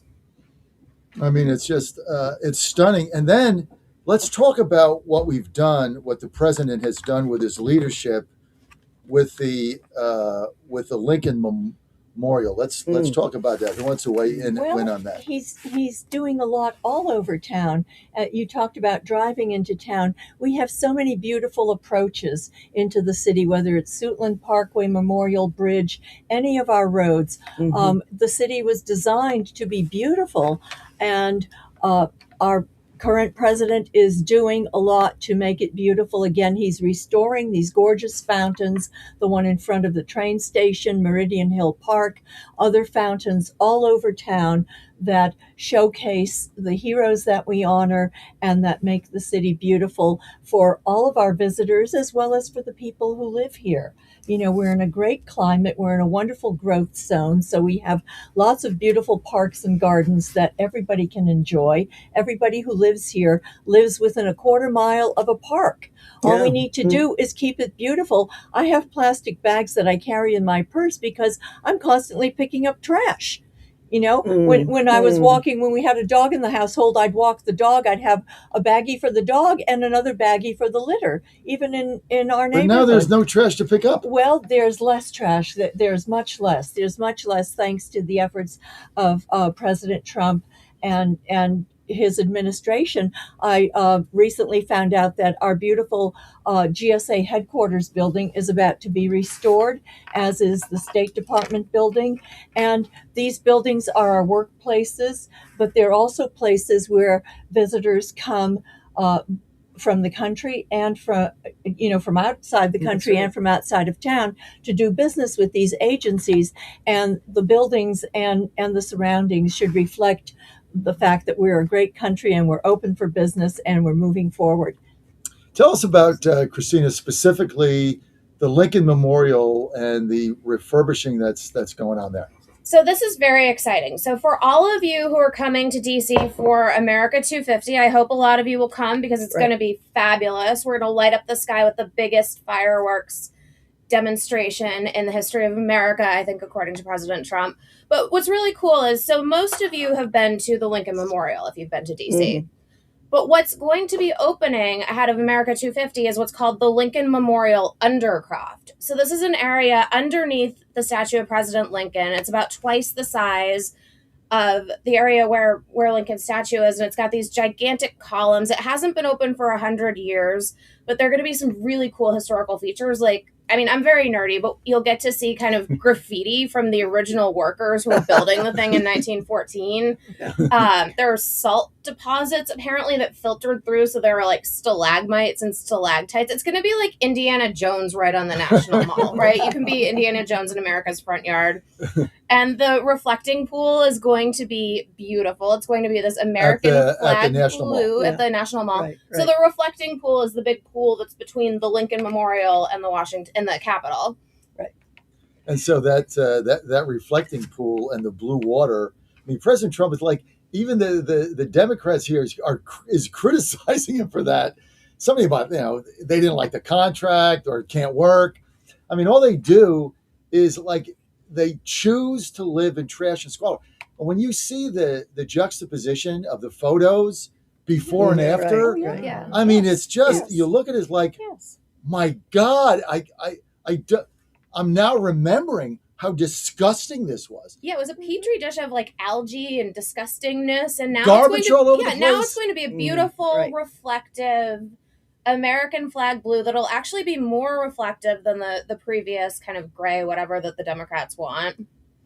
I mean, it was kind of funny when President Trump said he was going to paint it like a swimming pool, and he posted the memes of himself in a lounger. Like that got the Democrats all big mad, which was funny. That's when their heads explode, right? But that's not what it's actually going to look like. What it's actually going to look like is this beautiful, solemn blue that's dignified and that befits the purpose. Well, doesn't it make you proud when you to call this your home? And I've only been here. We moved here in November of 24, so I don't know how long that is, 25, 20, 18 months. So, it's our adopted home. But for many of you that have been here a long time, I mean, doesn't seeing the rejuvenation, the renaissance of the beautification of this city just fill you with pride? And don't you think, if somebody has leadership and they want to do something and they have the courage to do it, that it can get done? I think it's beautiful, but there's more to do. Right. And Christina, you were mentioning the Undercroft for the national audience that doesn't understand Undercroft and why there's an Undercroft. Just a little history. It was necessary to put 120 huge beams down into the earth. Why? Because the Lincoln Memorial is a heavy statue, right? And because we live by the Potomac, where it's a swamp. So in an effort to with the swamp and the rainwater and to just make the Lincoln Memorial much more sturdy, all these pillars go down. Well, lo and behold, a while ago, I think under Trump point 1, correct me if I'm wrong, Trump says, let's make use of that underground for a Lincoln Memorial and President Lincoln Museum. How cool is that? That will open, folks, on June 25th, just in time for our birthday. It's 15,000 square feet of exhibits, which is a lot. It is 43,000 feet of bedrock going down, so you'll see the 120 poles. And to all the people that say, oh, well, now we're kind of talking about racism with President Lincoln, for Pete's sake, for Pete's sake. I've heard this from the left, John. This is going to be a beautiful new addition, because that area right there is very tight, as we all know. But when you go underground and start to see what this museum is all about, it will be very cool, very fun. It opens June 25th, just in time for our birthday. And free to visit. And free to visit, because the museums here in DC are free to visit. Yeah, people forget that Yeah. you go all these museums here. I mean, we lived here 18 months and we've been to like 10%. You just can't get there. There's so many of them. So, but it's all good. But it shows you when you have courage and you're bold and you want to do something, and you can choose not to live in filth, not to live in squalor, not to live with garbage, not to live with rats, not to live with bad schools. You just don't have to do that. You can choose a better way. And that's what all of us are trying to do here with the DC GOP, is give people an alternative. If you look at what's gone on right now in Los Angeles, I mean, I'm not sure that Pratt is going to win, but I mean, he got 30% of the vote in the first round, right? He's proving that if you give people, no matter what stripe they are, an alternative of a better life, and you have a message, and you can somehow get your message out there, you have an opportunity. So this is why the fact that we sit here at the DC GOP, get 5% of the vote, and then have, parties at the Capitol Club or whatever it is, and charge $1,000 for the same warmed over nonsense. I mean, there's a better way. There's a better way, and I think all of us represent that here. Okay, we're going to go to a quick break. Top of the hour. You're on the John Fredericks Media Network. Special edition live in Washington, D.C., the Dispatch, D.C. Dispatch. We've got Christina Goodlander. We've got Terry Gilbert. We've got Miss Pickering. We've got Lindsay Rowland. And, of course, Godzilla, yours truly. Hey, we're going to be right back. Stay with us. News this hour from Town Hall. I'm John Scott. President Trump says he remains optimistic about reaching a ceasefire with Iran. The negotiation itself has gone very well, actually. Very well. Mr. President. It could happen. I mean, if it happens, and it might not happen, who knows? But if it happens, it could happen like over the weekend. How do you define ceasefire? How do you define ceasefire? Pretty much the way it is. It's a different part of the world. I'd say in that part of the world, ceasefire is when you're shooting in a more moderate manner. The House, for the first time, approving a war powers resolution that would halt the U.S. military action against Iran. House Speaker Mike Johnson had tried to prevent an outcome that would show the mounting opposition to the war. The roll call Wednesday, 2:15 to 2:08, but the next steps are uncertain. President Trump likely will reject any measure from Congress to limit his authority. Democrats on Capitol Hill do not want to hear this. Following a lull in hiring, the U.S. employment picture is looking brighter. With more of that story, Washington correspondent Rich Thomason. America's economic engine cranked out more jobs last month. Payroll processor ADP says job creation hit a 16-month high, 122,000 jobs added in May. Wall Street expected to see just 110,000 new jobs. The New World screwworm has arrived in South Texas. The case announced marks the first time in decades. The flesh-eating parasite has threatened the nation's cattle industry, and only the third time it has appeared in the U.S. Ag Secretary Brooke Rollins said the case was found in a 3-week-old calf in La Pryor, Texas. The Texas state veterinarian has established a 12-mile quarantine zone. Officials were quick to say the food supply is not compromised by this infestation. More on these stories from townhall.com.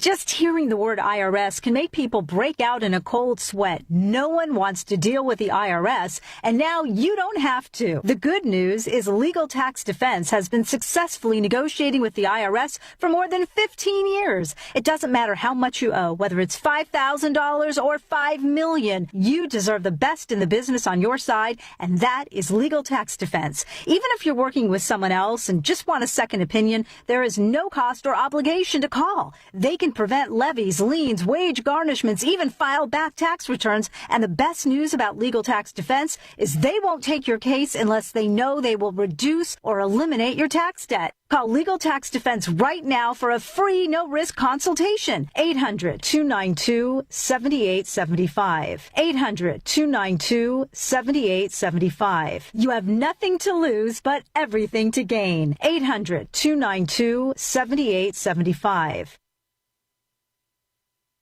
The United States looking to impose some new tariffs on dozens of trading partners around the world. The Trump administration is proposing 10% tariffs or more on products from dozens of major trading partners to address the importation of goods made with forced labor. A report by the U.S. Trade Representative says Canada, Mexico, Taiwan, the United Kingdom, and some other countries and territories would face 10% additional tariffs for allegedly failing to enforce a forced labor import ban. A 12.5% additional tariff would be imposed on China, Japan, India, South Korea, Brazil, and dozens of other countries. The new tariffs would not take effect immediately and are subject to public comment and review. Donna Warder, Washington. The first mission devoted to observing the Martian atmosphere and its evolution, NASA's MAVEN mission, has ended after more than 11 years in orbit.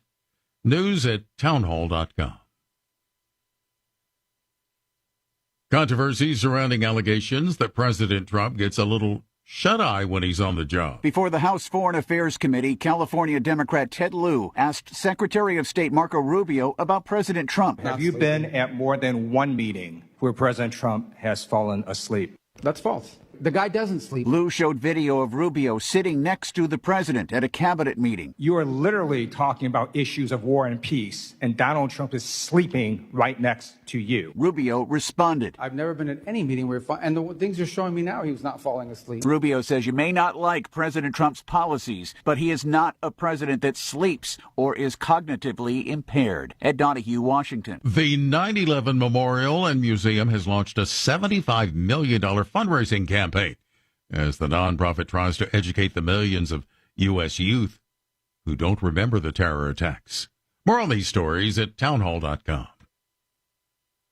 Hey folks, Al Green here for SatPhone. When you're on the go, you want to know you're connected. If it's a family vacation or an off-the-grid escape to a remote destination, having reliable communication helps you feel safe and secure. You can't afford to find yourself in a dead zone. That's why you need SatPhone. SatPhones are reliable, durable, and give you global coverage. If you can get outside, you can get in touch. It's that simple. Make calls from your SatPhone to any regular cell phone in the United States. The phones are a $1,500 value, but you can get yours free. Just sign up for a 15-month plan, $94.95 a month. Get 150 minutes monthly that roll to the next month. Go 3 months without using them, that's fine. Yes, 3 months, 450 minutes, all yours. Visit SAT123.com or call 855-980-5830. SAT123.com, 855-980-5830. Get surety and security with your SatPhone. Call now.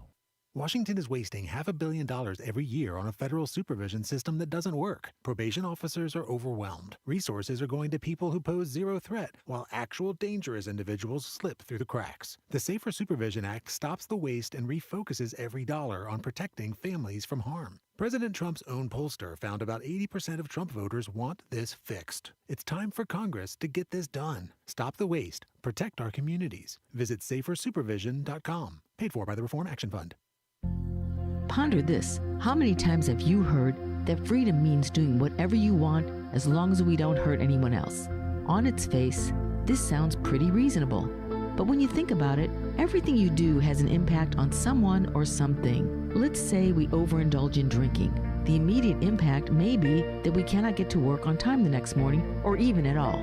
Let's say we eat whatever we want, whenever we want. When health problems ensue later in life, your family, your friends, and your community may be impacted. For every action, there is a reaction, and this is Newton's law of physics. But it applies to our spiritual life as well. Being truly free means doing God's will in every decision that we make. This means we must know God's will by following His commandments and talking with Him in our daily life. Pray, trust, and persevere in following God's will for you every day. I'm Susie Kelly, and I am passionately Catholic. All right, folks, I need you to do something right now. Go to johnfredericksradio.com and take our brand new 2028 Republican presidential straw poll. Who do you want leading the ticket? Don't let the elites decide. Make your voice heard. While you're there, weigh in on two huge issues: eminent domain reform and President Trump's tariff policies. Are they protecting American workers or hurting growth? This is your movement, your vote, your voice, your choice. Go to johnfredericksradio.com right now and take the poll. Live from the studios of the John Fredericks Media Network, it's The John Fredericks Show.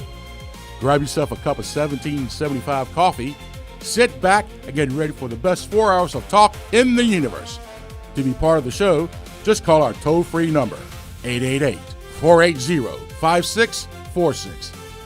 And now, here's the Godzilla of Truth, the Oracle of the Deplorables, the man who plays to win the game, John Fredericks. All right, you're back on the John Fredericks Media Network. I am your Godzilla of the Truth in America, your Oracle of the Deplorables. Thanks for being with us. Truth and clarity lives right here. Coming live from your nation's capital. Well, it's Thursday. That means we've got DC Dispatch, which is my favorite thing to do. You know, we got these going on all week. Virginia gang is tomorrow, but I love the DC Dispatch. I love the spirit of these ladies. They're activists. They want to get something done. They don't take no for an answer. They push forward. And I'm blessed to have them all here on DC Dispatch. All of them live right here in Washington, D.C. Blue now, but not forever. We're trying to change that. That's right. So joining us on our panel, our esteemed panel, Christina Goodlander. She is the D.C. She is the vice chair of the Washington, D.C. Republican Party, D.C. GOP. One of the smartest ladies that I engage here, and just a great overall leader and executive. And we're blessed to have her here in the panel. She's also runs my political operation in D.C., so that's how much we think of her. And she's doing a super job. Terry Gilberg with us, infamous Terry Gilberg. Well, you heard her on Salem Radio. You heard her. She had her own TV show. She had her own radio show. And does that make me infamous? Infamous, Terry Gilberg, the one and only. I think I put in my. I guess I'm infamous now. In the column I put out yesterday, the one and only. I called you. Well, that's true. You're not getting any of my stuff. I am the one and only. I got to find a way. I'm not sure about infamous. Infamous and one and only. Maria Pickering, I call her Miss Pickering. You know, she's been around. She's been so active in so many different things. Just a delightful lady. She ran for at-large council. She mastered Zoom during COVID, and also goes to our church. Yes. Or should I say, you go to. We go to your church. We are fellow parishioners. We're fellow Catholic parishioners. And speaking of unpronounceable, you're lucky I'm not trying you with my maiden name, which is Polish. What is that? Kalizinski. Okay. You don't want to go there, okay? Just saying. But because I am of Polish connection, I have seen tremendous changes in my lifetime, and I'm talking about in Poland, where my parents were from. Okay, the first time I went there in 1968, it was under communist rule. There was no consumer economy. My aunts had to stand in line for their daily bread. Last summer, I tagged along with my daughter on a business trip, and Poland has been completely transformed. I kept pinching myself, and I kept saying to my daughter, honey, it wasn't always like this. She got sick of hearing that, but it's true. So, you know, we can see in our lifetimes tremendous change. So people who say, oh, DC will never turn Republican. No, you just need to be patient, and you need to get out there with the right people, with the right message. You know, we've seen communist Poland and many other countries in the Eastern Bloc that were formerly under communist rule, now enjoying freedom, tremendous prosperity, and 180-degree change from what things were like 50 years ago. So it can happen. It can happen in many places. And the lesson of Polish history, of course, Poland was not on the map for 120 odd years. So the lesson of Polish history is just because you're not on the map doesn't mean you don't exist and have something to contribute to this world. So that's your inspiration here for DC. Absolutely. Absolutely. I know it can be done. I've seen it in my lifetime. Well, Lindsay Rowland, also Lindsay with us, part of our panel. Hey, thanks for joining us today. Thank you for having And me. I loved your event. Now, tell us again about your organization that you just started and how people get involved in that. So I'm the president. It's the DC America First Club. We just launched here in October. We had our third event on Tuesday night. We're keeping the America First Club very intimate, and the events are curated. So we're not trying to grow too quickly. We're trying to grow slowly and with quality. And we're not just about being in a DC bar. You can go to any event in DC and drink and do that, but we have other events that we're looking at having, like a range day where we go out and exercise our Second Amendment. We're also looking at having a ladies' night. So we have other events that are coming up that are going to take you outside of DC, and I'm really excited. I am the first regional chapter out of the national chapter that started in West Palm Beach. So Takes vision and then execution, and you've done that. So okay, so let's just get right to this. So there was an article, a front page article, I think it was on Thursday's Washington Post by one of the writers, Paul Schwartzman, on me running for Ward 2 DC GOP chairman, and the riff that we've had here, that I've had, or that he's had with me, of the chairman, Patrick Mara, who named me as Ward 2 chairman, and then because we got on that put me on the executive committee. So he pointed me to that. This would be before the race, and that put me on the executive committee, of which I participated for, a number of calls, a couple of months, and learned very quickly that he who controls the silence mode on the mic controls the meeting. So I kind of got over that, but they can't turn off Goodlander's mic because she's vice chair. So by bylaws, they can't turn her mic off. So I don't know, they present a budget or something, and I cursory look at it. I'm at CPAC, and I don't know what the numbers are. I'm fine with that. And Christina has some questions, and they didn't like the fact that she was asking them questions. So it started to go off the rails, and then they got to me, and I'm like, well, before I'm going to vote for this budget, I would like to know what the vision is for 26. Like, what are the goals? What are the objectives? Many of us on this call run businesses. Like, we run a business. And before we can do a budget, you got to know what your goals are for the year, and the budget aligns with your goals. Of course. And so just, can we get just a memo about, what the objectives are? Right. I mean, they became unglued. And then they attacked me, and they attacked Goodlander, which was horrible. And then I got into it with the guy because he falsely started making false statements about me. And they cut off my mic and then threw me off the Zoom call and then threw me off the executive committee and tried to oust me from the party. He just threw me out after we donated, we gave money. It was the most incredible thing I've ever seen. And, we've held 3 coming up on 4 meetings. We've held town halls. We're getting people involved. They're excited. And so I guess no good deed here goes unpunished. That's basically what they did. And then Mara, who's the chairman, I mean, he was the quotes he had in the Post. I mean, I remember reading those, and I'm like, you got to be kidding me. So, so of course we put it out there. We don't care. I mean, it is what it is. So, Goodlander, what was that? What was your impression of that whole thing?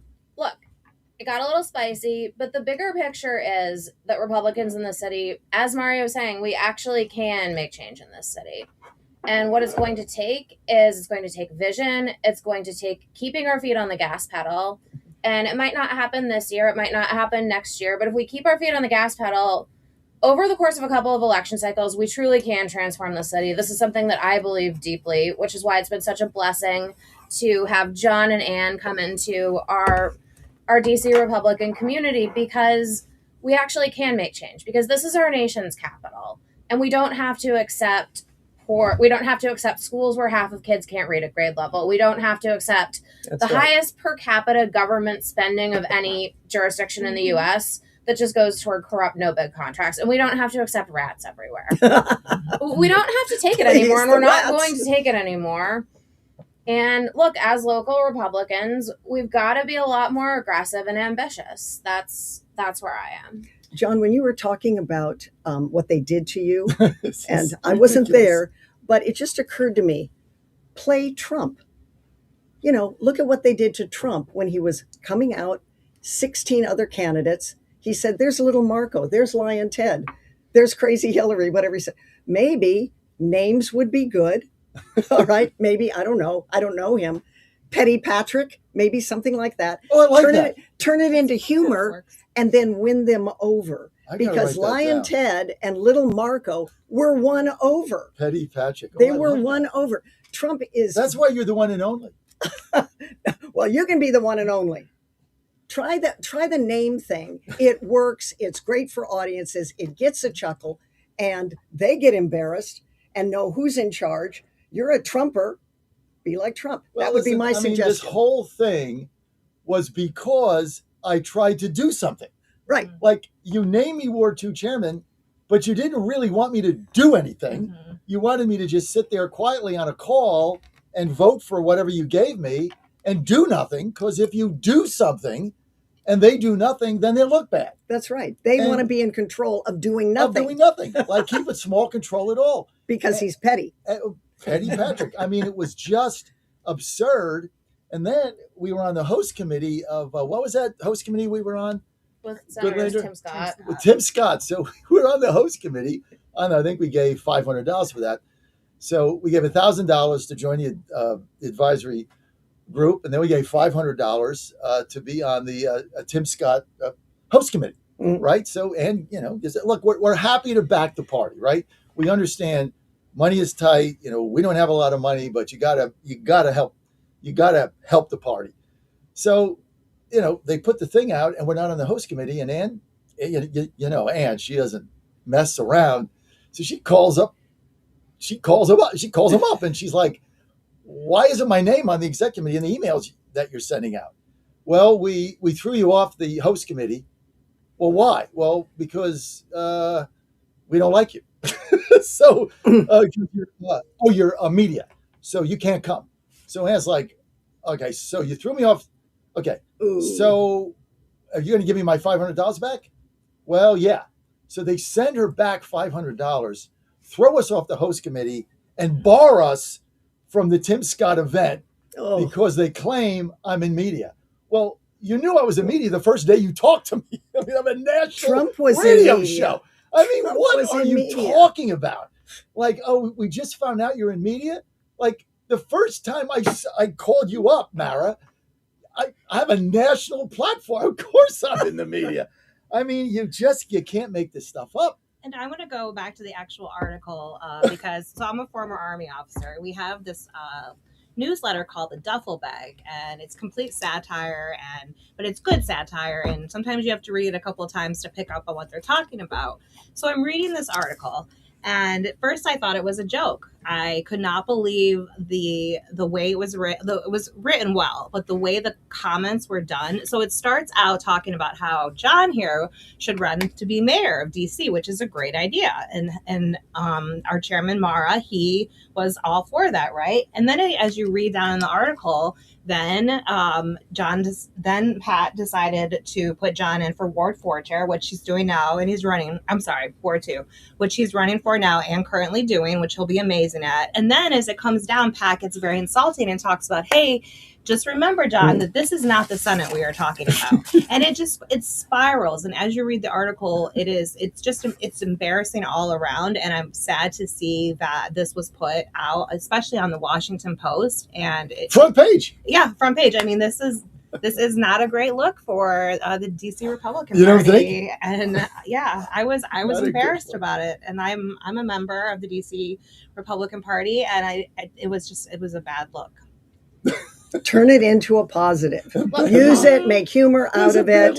Start the name, be the Trumpers that we claim to be. Look, politics is a team sport, and I think it was great that John got this article because look, like, we need to pour a shot of espresso over our Republican ecosystem here in our nation's capital.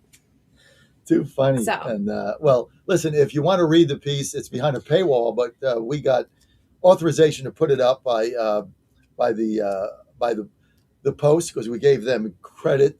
It's right on the front page of TrumpNationNews.com. You go to TrumpNationNews.com. You don't have to subscribe. Doesn't cost you anything. The article's there. TrumpNationNews.com. But, it's like they recruited me to run for mayor, and Ann and I looked at it. I mean, we looked at it, and we met with officials at the White House and talked about it, and I put a plan together. But we said, look, we got to do our due diligence. And after a lot of thinking and research about the city, we hadn't been here long enough. We made the decision that we've been here 18 months. And so how do you run for mayor when you just moved in? It just didn't feel good to us at the end of the day. Right. Ward 2 chairman felt really good because you're in your ward. You're going to learn that ward. Right. You're going to get people involved. It's what we do. We have a national platform. And that felt good. Running for mayor 18 months, it really felt, carpetbaggy and a stretch. It just didn't feel good. I mean, at the end of the day, you have to feel good about what you're doing. But we did the research on it. And Ann was like, it's just not a good fit. And there's, we got midterms coming up. We have to win those. You'll have bus tours going out to wherever we're going. Probably isn't a good utilization of our resources and our time right now. So we decided, okay, we'll run for Ward 2 chair.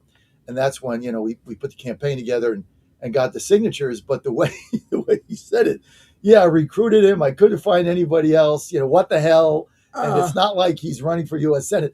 I mean, it was so ridiculous. It was ridiculous. But John, remember, negative publicity. It was a clown show. But negative publicity is better than no publicity at all.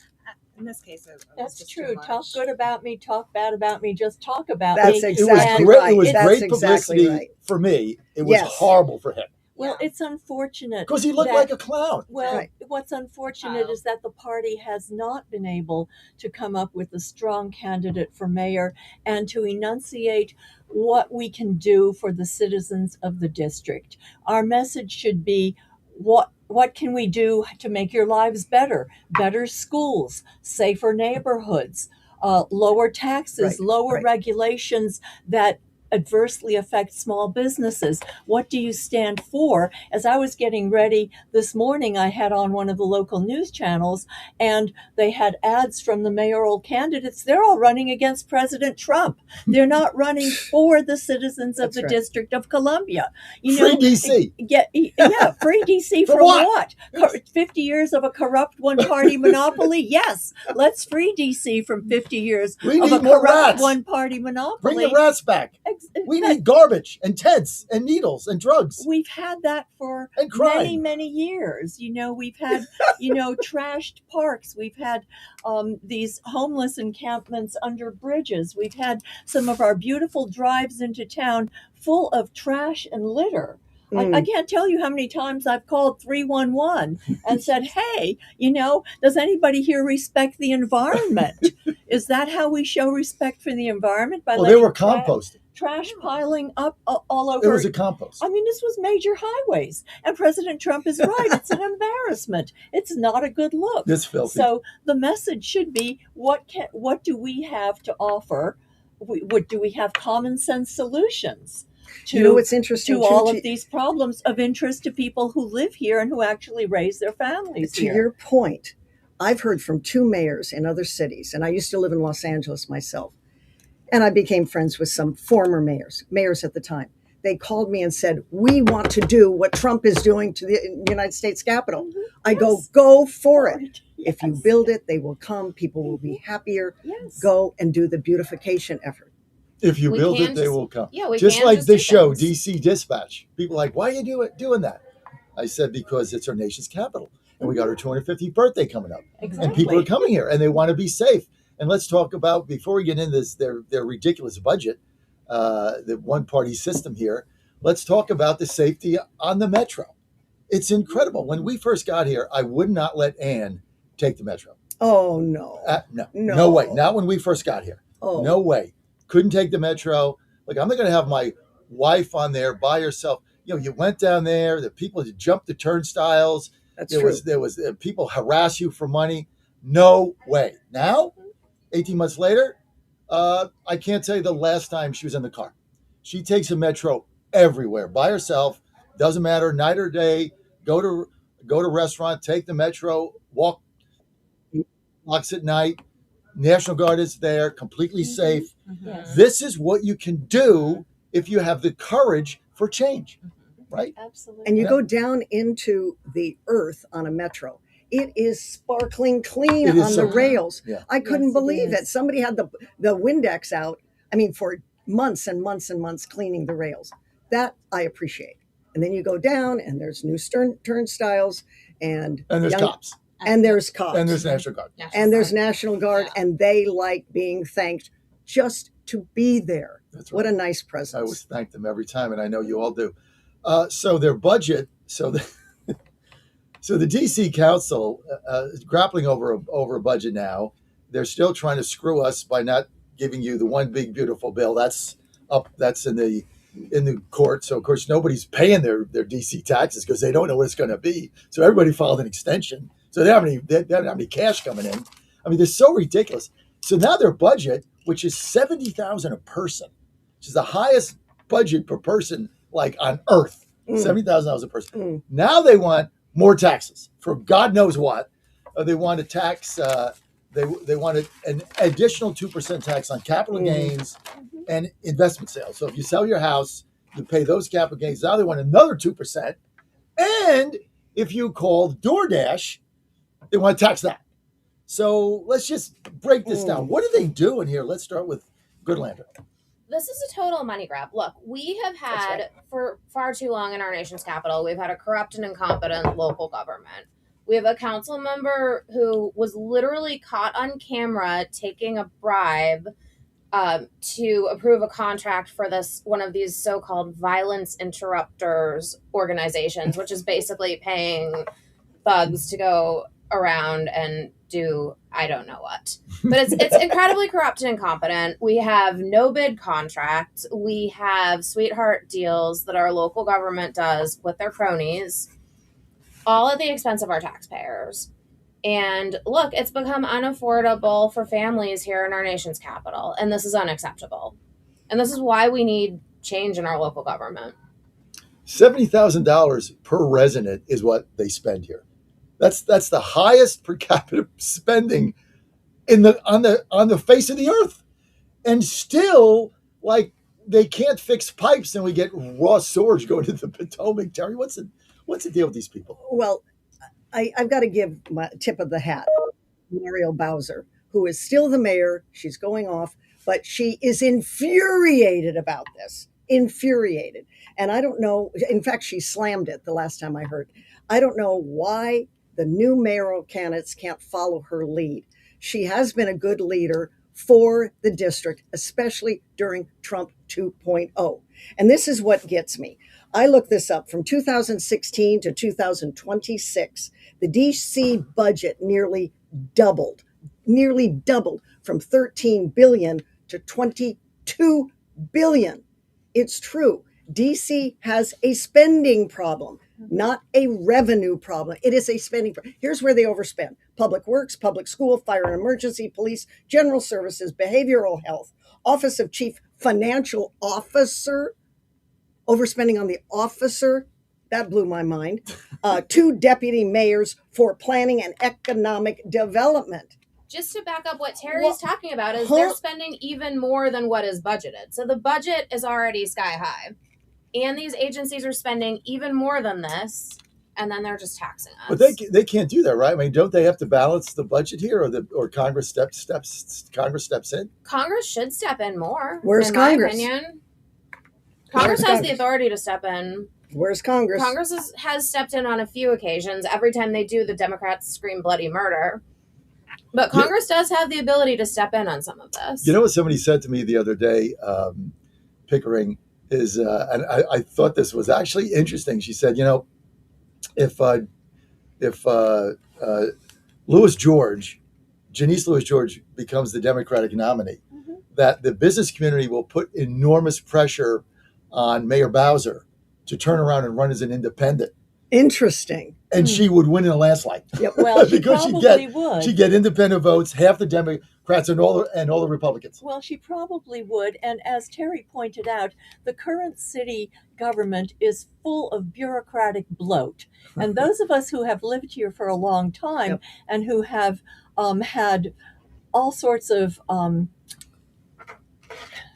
let's just say, needless ticketing for our vehicles for minor traffic infractions, we know that the city government thinks all of us are walking ATMs, especially people from out of town who can't make sense of some of the signage when it comes to parking. So we have a spending problem, we have bureaucratic bloat, and we as the citizens are not getting a return on investment in the following areas. First of all, in our school system, we spend more per student than almost any other jurisdiction in the country. And what are we getting? We are getting failing public schools.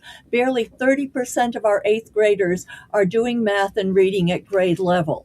And the high school stats, I'm sure, are probably not much better. And diaper changers. And diaper, oh yes. And then remember that. Yes. And yeah, diaper changers. And it's expected, in some jurisdictions for elementary school teachers to do potty training because apparently parents are too stupid to do this at home. Give me a break. Okay. Oh yes. This has been in the press recently. Yep. So what are we getting as a return on investment in terms of productive citizens? All right. And then the other issue that was a big one for my campaign was the regulations that discourage small businesses, that discourage people from investing. I ran into a friend who has some rental properties around town. He said, Maria, it's amazing there's any affordable rental housing in the district with the state of regulation that currently exists, getting permits, getting the ability to upgrade your property without incurred taxes. The city government should be looking at helping the business community and making life easier for businesses to set up here. In the course of the time I've lived here, I've known a lot of people of all sorts of persuasions who have voted with their feet and moved their businesses to Maryland or Virginia because the regulatory climate in the district is so unfriendly to small business. It's it is unfortunate. So, we have a spending problem and a regulation problem. We, get rid of some of these regulations that are discouraging small businesses and up the quality of our public schools. Let's get to the National Guard in the city, which is come under fire mainly from people that don't live here. When we talk to the National Guard, I always tell them, I said, the abuse you get are not from our residents. They're from people that come from Northern Virginia with 6 masks on, that live behind a gated community and drink caviar and wine, and then come up here on the metro that you keep safe for them, right? They're the ones that are abusing you. But the National Guard has done such a phenomenal job here, Lindsay, and I know you're very dialed in with them. You've got many ties into the military, but they've really, every time I see them, I'm like, you guys have revitalized the city. So thank you. Yeah, so it's great to have them here, and I'm glad they're going to be here, I believe, through Trump's term. But, I hear a lot of times from the military community and from the outside of the community that these soldiers want to be with their families and they don't want to be deployed, and there are better uses for them to be served in our military. And I just find this to be very interesting because soldiers love to deploy. And I realize it's not sexy, it's not Afghanistan, it's not Iraq, but it's DC, it's our capital. And to say that you were deployed and you were able to come here to help beautify and bring our capital back, that's absolutely amazing. And as far as a lot of these National Guardsmen, like my years in the military, everybody has their combat action badge, or they did something that they can look back on and be proud of. And a lot of those National Guard guys do not have patches. And so this is a good opportunity. I'm not sure if they're getting a patch for this. I think I remember hearing that they might be, since it's not really a foreign deployment, but I'm not sure about that one. But at least, they got to say that they did something. And it's exciting in general. And I know they're having a good time. How can you not? And I would imagine, some of the National Guard that are not DCers have, this is a great time for them to spend in the city. And you see them out and they're enjoying things and they're enjoying our capital. So I'm happy to see it. And I hope they continue to stay here long term. Well, because they make such a difference. And we encourage, we do this every show. Mm-hmm. We have so many visitors across the country that are coming into our nation's capital now. And, it's just as you walk down the street, as you go to the Metro, you go to a museum, we just ask you, if you see the National Guard, just thank them. Thank them for what they do. Ask them for where they're from, and tell them how much you appreciate it. And every time, I mean, I don't miss any opportunity to do that. I mean, I'll miss a train to go, even if I got a meeting, I will miss a train to go and thank them. Because that's all you got to do is smile at somebody and say, hey, thank you for being here, and then shake all of their hands. And the reaction I get all the time. I mean, I told this story the other day, is about 2 months ago. In the orange suits, the DC public works officials that pick up the garbage, right? Well, they do. This one guy, African American guy, is in his 20s, does a super job, and he's always outside of our park, and he's always picking the garbage up, and he's always clean. And so I just went up to him and I said, hey, I see every day. I just want to thank you, for the great job you do in, keeping my area clean, keeping our square clean, outside where we live and the office, and just want to thank you. And he had the rubber gloves on. So I just said, thank you. So he takes off his gloves and he gives me a hug. He hugs me. Oh, and I'm how like, nice. okay. And he hugs me. That's nice. And he said, I've been here 2 years. Nobody's ever thanked me. Nobody said anything to me. And he said, I take this job seriously. Like, I get up every day. I come here early. I stay late. I don't ask for anything. And he said, you know what? I take pride in my work. And, you look at me now, but one day I'm going to be a supervisor. I'm going to be supervising this whole thing. And then after that, like, I'm going to be managing the supervisor. So I just know right now I got to do what I do. But you know what? If I get recognized, I'm going to be a supervisor. And, he's maybe 23, 24. And you look at that and you say, well, that's what America's about. This is the American story. It doesn't matter what you're doing. Right. If you do it well and you do it with pride, it's going to matter. Right. If you go to your job every day and you win that day, it matters. Of course it does. I thank people who clean up the streets as well. I thank the National Guard. It's a safer area because of their presence, and particularly on Metro, we've had many fewer people jumping turnstiles and avoiding paying on Metro. Unfortunately, that's not the case with our buses, the surface buses. But the Metro revenues from subway rides have increased or have at least still held steady, because a lot of people don't understand that Metro serves the entire Washington metropolitan area. In fact, its acronym is WMATA, which stands for Washington Metropolitan Area Transit Authority. And the District of Columbia and Virginia and Maryland all contribute to the WMATA budget. Okay, and the word profit is not in their vocabulary. They call it revenue service. And so people who avoid paying, the modest fees that are charged are, defrauding people who need to pay, the bus drivers and the maintenance people and the Metro police, who do a good job of policing, the underground stations, which are pretty clean. So all of these folks contribute to making the city a better place. Which ties us into the decrease in crime in D.C. year over year. And a big part of that is U.S. Attorney Janine Pirro, no doubt, actually putting criminals away. But Terry, you look at crime overall in the city year over year, down 38%. Violent crime, down 37%. These are real numbers. Murders, down 38%. Carjackings, down almost 40%. This is year over year. Why aren't the Democrats talking about this? Let me tell you just a little story of what happened to me yesterday, to your point. So I go out to Columbus Plaza, which is totally beautiful now. Water, beautiful blue, clear blue water in the fountain. Christopher Columbus looks like a god. He looks like the David up there. And I'm wandering around, I'm taking some pictures. It is spick and span, trash gone. The pavers are swept. The bell looks beautiful. It's all polished. And I see some National Guard over yonder, and I see some Metro Police walking toward me, and they're headed toward the National Guard. One police woman, there was a woman and a man, she says to me, she says, "How are you doing today?" And I said, "I'm doing great. Look at this place." You come out of Union Station after being on a train and look at this. And I said, "How are you doing today?" She said, "Well, I was just going to go over and thank some National Guardsmen that have helped us." I said, "How was it before they got here?"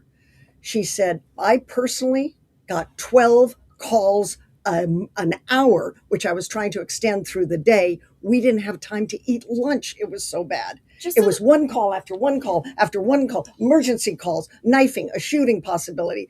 She said, "Now I have a chance to eat lunch." And so did her colleague, who was a younger man. He goes, "Yeah, I've got a sandwich right here." Wow. Because as a result of the Democrats' defund the police experimental nonsense, before the National Guard came, and it's actually still the case, that Metro Police Department is down 800 officers. That's right. It is. They don't have enough cars. They don't have enough vehicles. They've had to share computers. They are underfunded. They're undermanned. And this is the direct result of political choices by our far left city DC council. So the National Guard have been a godsend to our Metro PD because it's taking some of the pressure off of them. But the real lesson that we have to learn is that we need change in our city so that we can fully fund and fully staff our local police department as well. And don't you think, when you look at this, the crime that's down and all the great things going on, I mean, the message is only being carried by the president. It's not carried by the DC GOP, which is one of the biggest frustrations I have. This message should be carried by our party here every single day. I don't care if you're getting 5% or 7%, like Coach Herman Edwards says. And Dan, get that clip ready. We just got to throw it in there like you play to win the game, right? I mean, this message should be going out every single day. Look at what we've done. Look at what a Republican president has done for the DC Renaissance, is what I'm calling it. It's a renaissance. And we never get the message out there the way Goodlander just said. Well, your campaign is, John. Your campaign's getting the and the message out DC there. Dispatch is That's getting because of my message out campaign there. manager. But pictures are 1,000 words. Hey, wouldn't she make a great chairman? I'm just She's saying. going to make Wouldn't she make a great chairman? She's going to make a great chairman. Wouldn't you love to see her? She will be the greatest chairman ever. I'm excited about it. With the greatest president ever. But pictures are 1,000 words, right? And so people are going around going, wow. When I post a few pictures on social media, the response is so positive. Yeah, there's the naysayers, but there's many, many people that go, wow, I just love it. I haven't been to DC in 25 years. I'm taking my kids. I don't know if I'll make it by the 4th, but I'm going to be there. This is so nice to see. They're appreciative. To what you're saying, think about this. Maybe I'm going to start doing this, because Christina's right. I mean, we got the DC Dispatch, we got our campaign that's doing it. Every day I should send a picture out of something in DC, some beautification. Doesn't have to be a video, just one photo. Here's the bridge. Here's, it doesn't have to be in the second ward. I mean, it could be anywhere. Here's the Metro. Here's Logan. Here's a Logan Circle. Here's Farragut, whatever. Every day there should be a picture. Like the other day I went to Farragut and did a video, and it was like one of the nicest days we've had in a while. Yeah. So I go in there. I'm not sure it's up yet. I'm not sure what they did with it. But so I do a video, and I go there to Farragut Square because I had to take the red line. So if you know the area, that's where you go. And so, and people are eating lunch. I mean, the place was packed, and it was so beautiful. And no violence. No panhandlers, no tents, just Adirondack gorgeous chairs. It's beautiful. It's gorgeous. Yes. Especially in the afternoon when the sun is coming down. Oh, it's so nice. Without a It's just really a beautiful doubt. So environment. nice. So you're on DC Dispatch. Good to have you. You can read our comms. Go to dcdispatchnow.com, dcdispatchnow.com. Before we get into one of the other topics I want to cover, which is data centers coming to a place near you, we have this amazing victory party coming up. Dan, put that up, and then we'll go to Herman Edwards. We have this amazing victory party that Christina Goodlander and our team has put together. It's going to be June 16th. You got to go to this. It's going to be so much fun.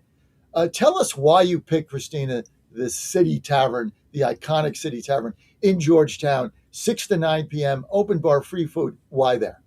Look, everybody thinks America doesn't have historic spaces. America does. This is a space that dates to 1796. It's where George Washington used to go for refreshments. It's where John Adams stayed while they were building the White House. President Reagan has had his inauguration lunch there. It's just got so much history.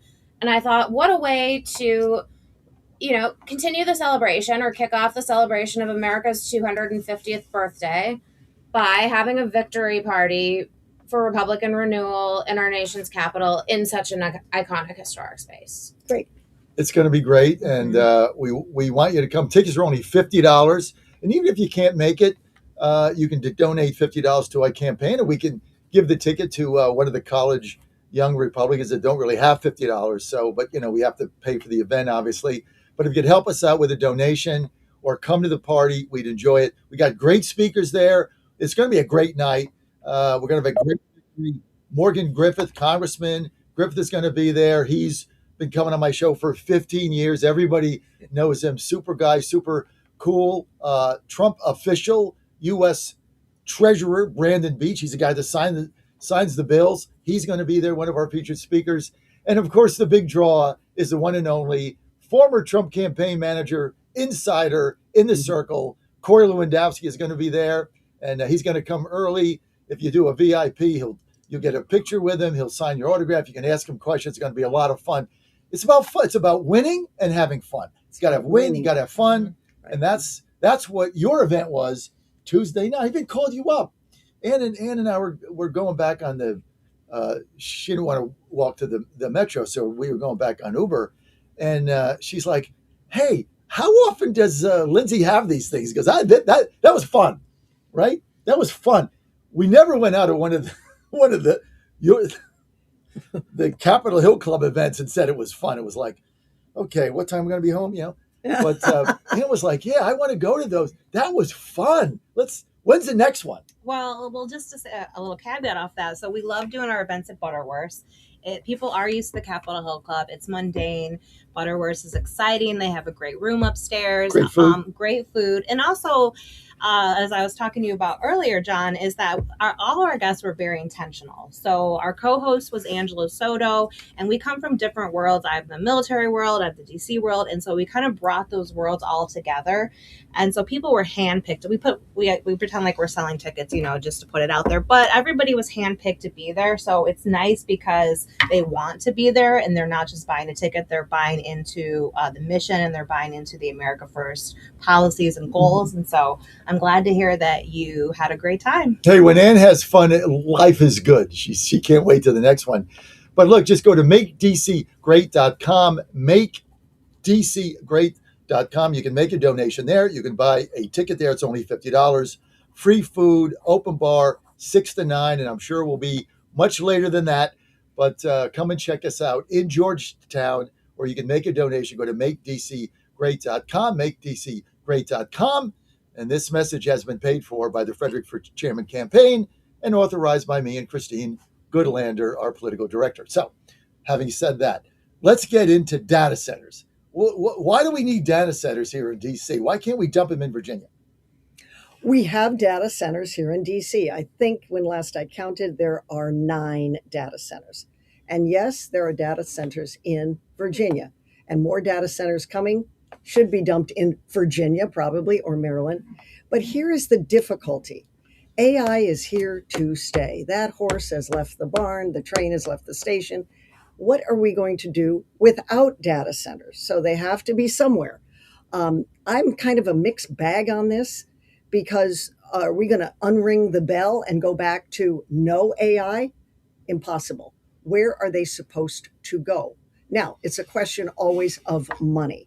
Has DC paid enough for data centers? I would say yes. Has Virginia paid enough for data centers? I don't know.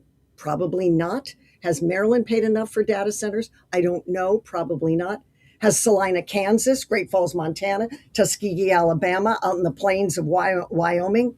Do we need them here? No. Per se. Dump them in Virginia. Okay.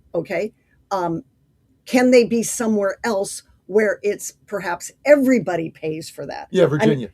Virginia. Okay. Dump them there. We don't want anything to do with Virginia. It's always comes down to money, right? it always comes down to money because the suck on the electrical grid.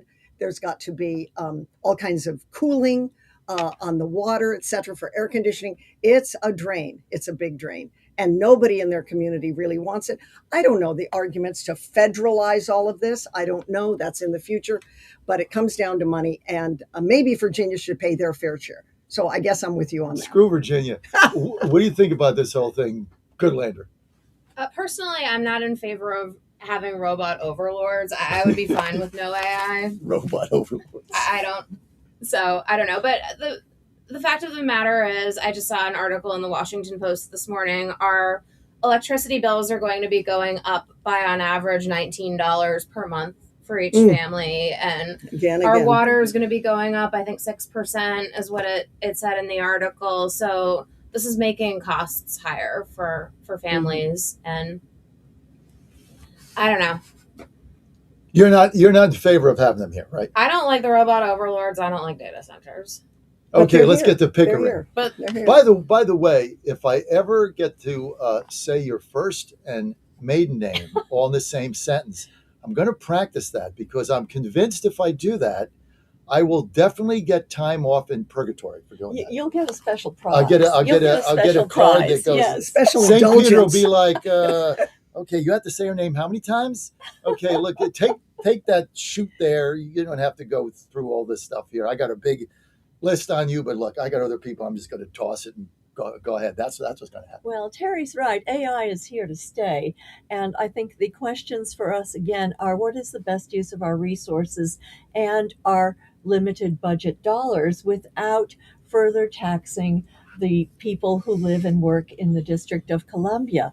The GSA is selling off empty buildings here. They're selling off a building here on 14th Street across from the Lincoln Memorial because that building is no longer being used. So there are empty spaces that could be turned to other purposes.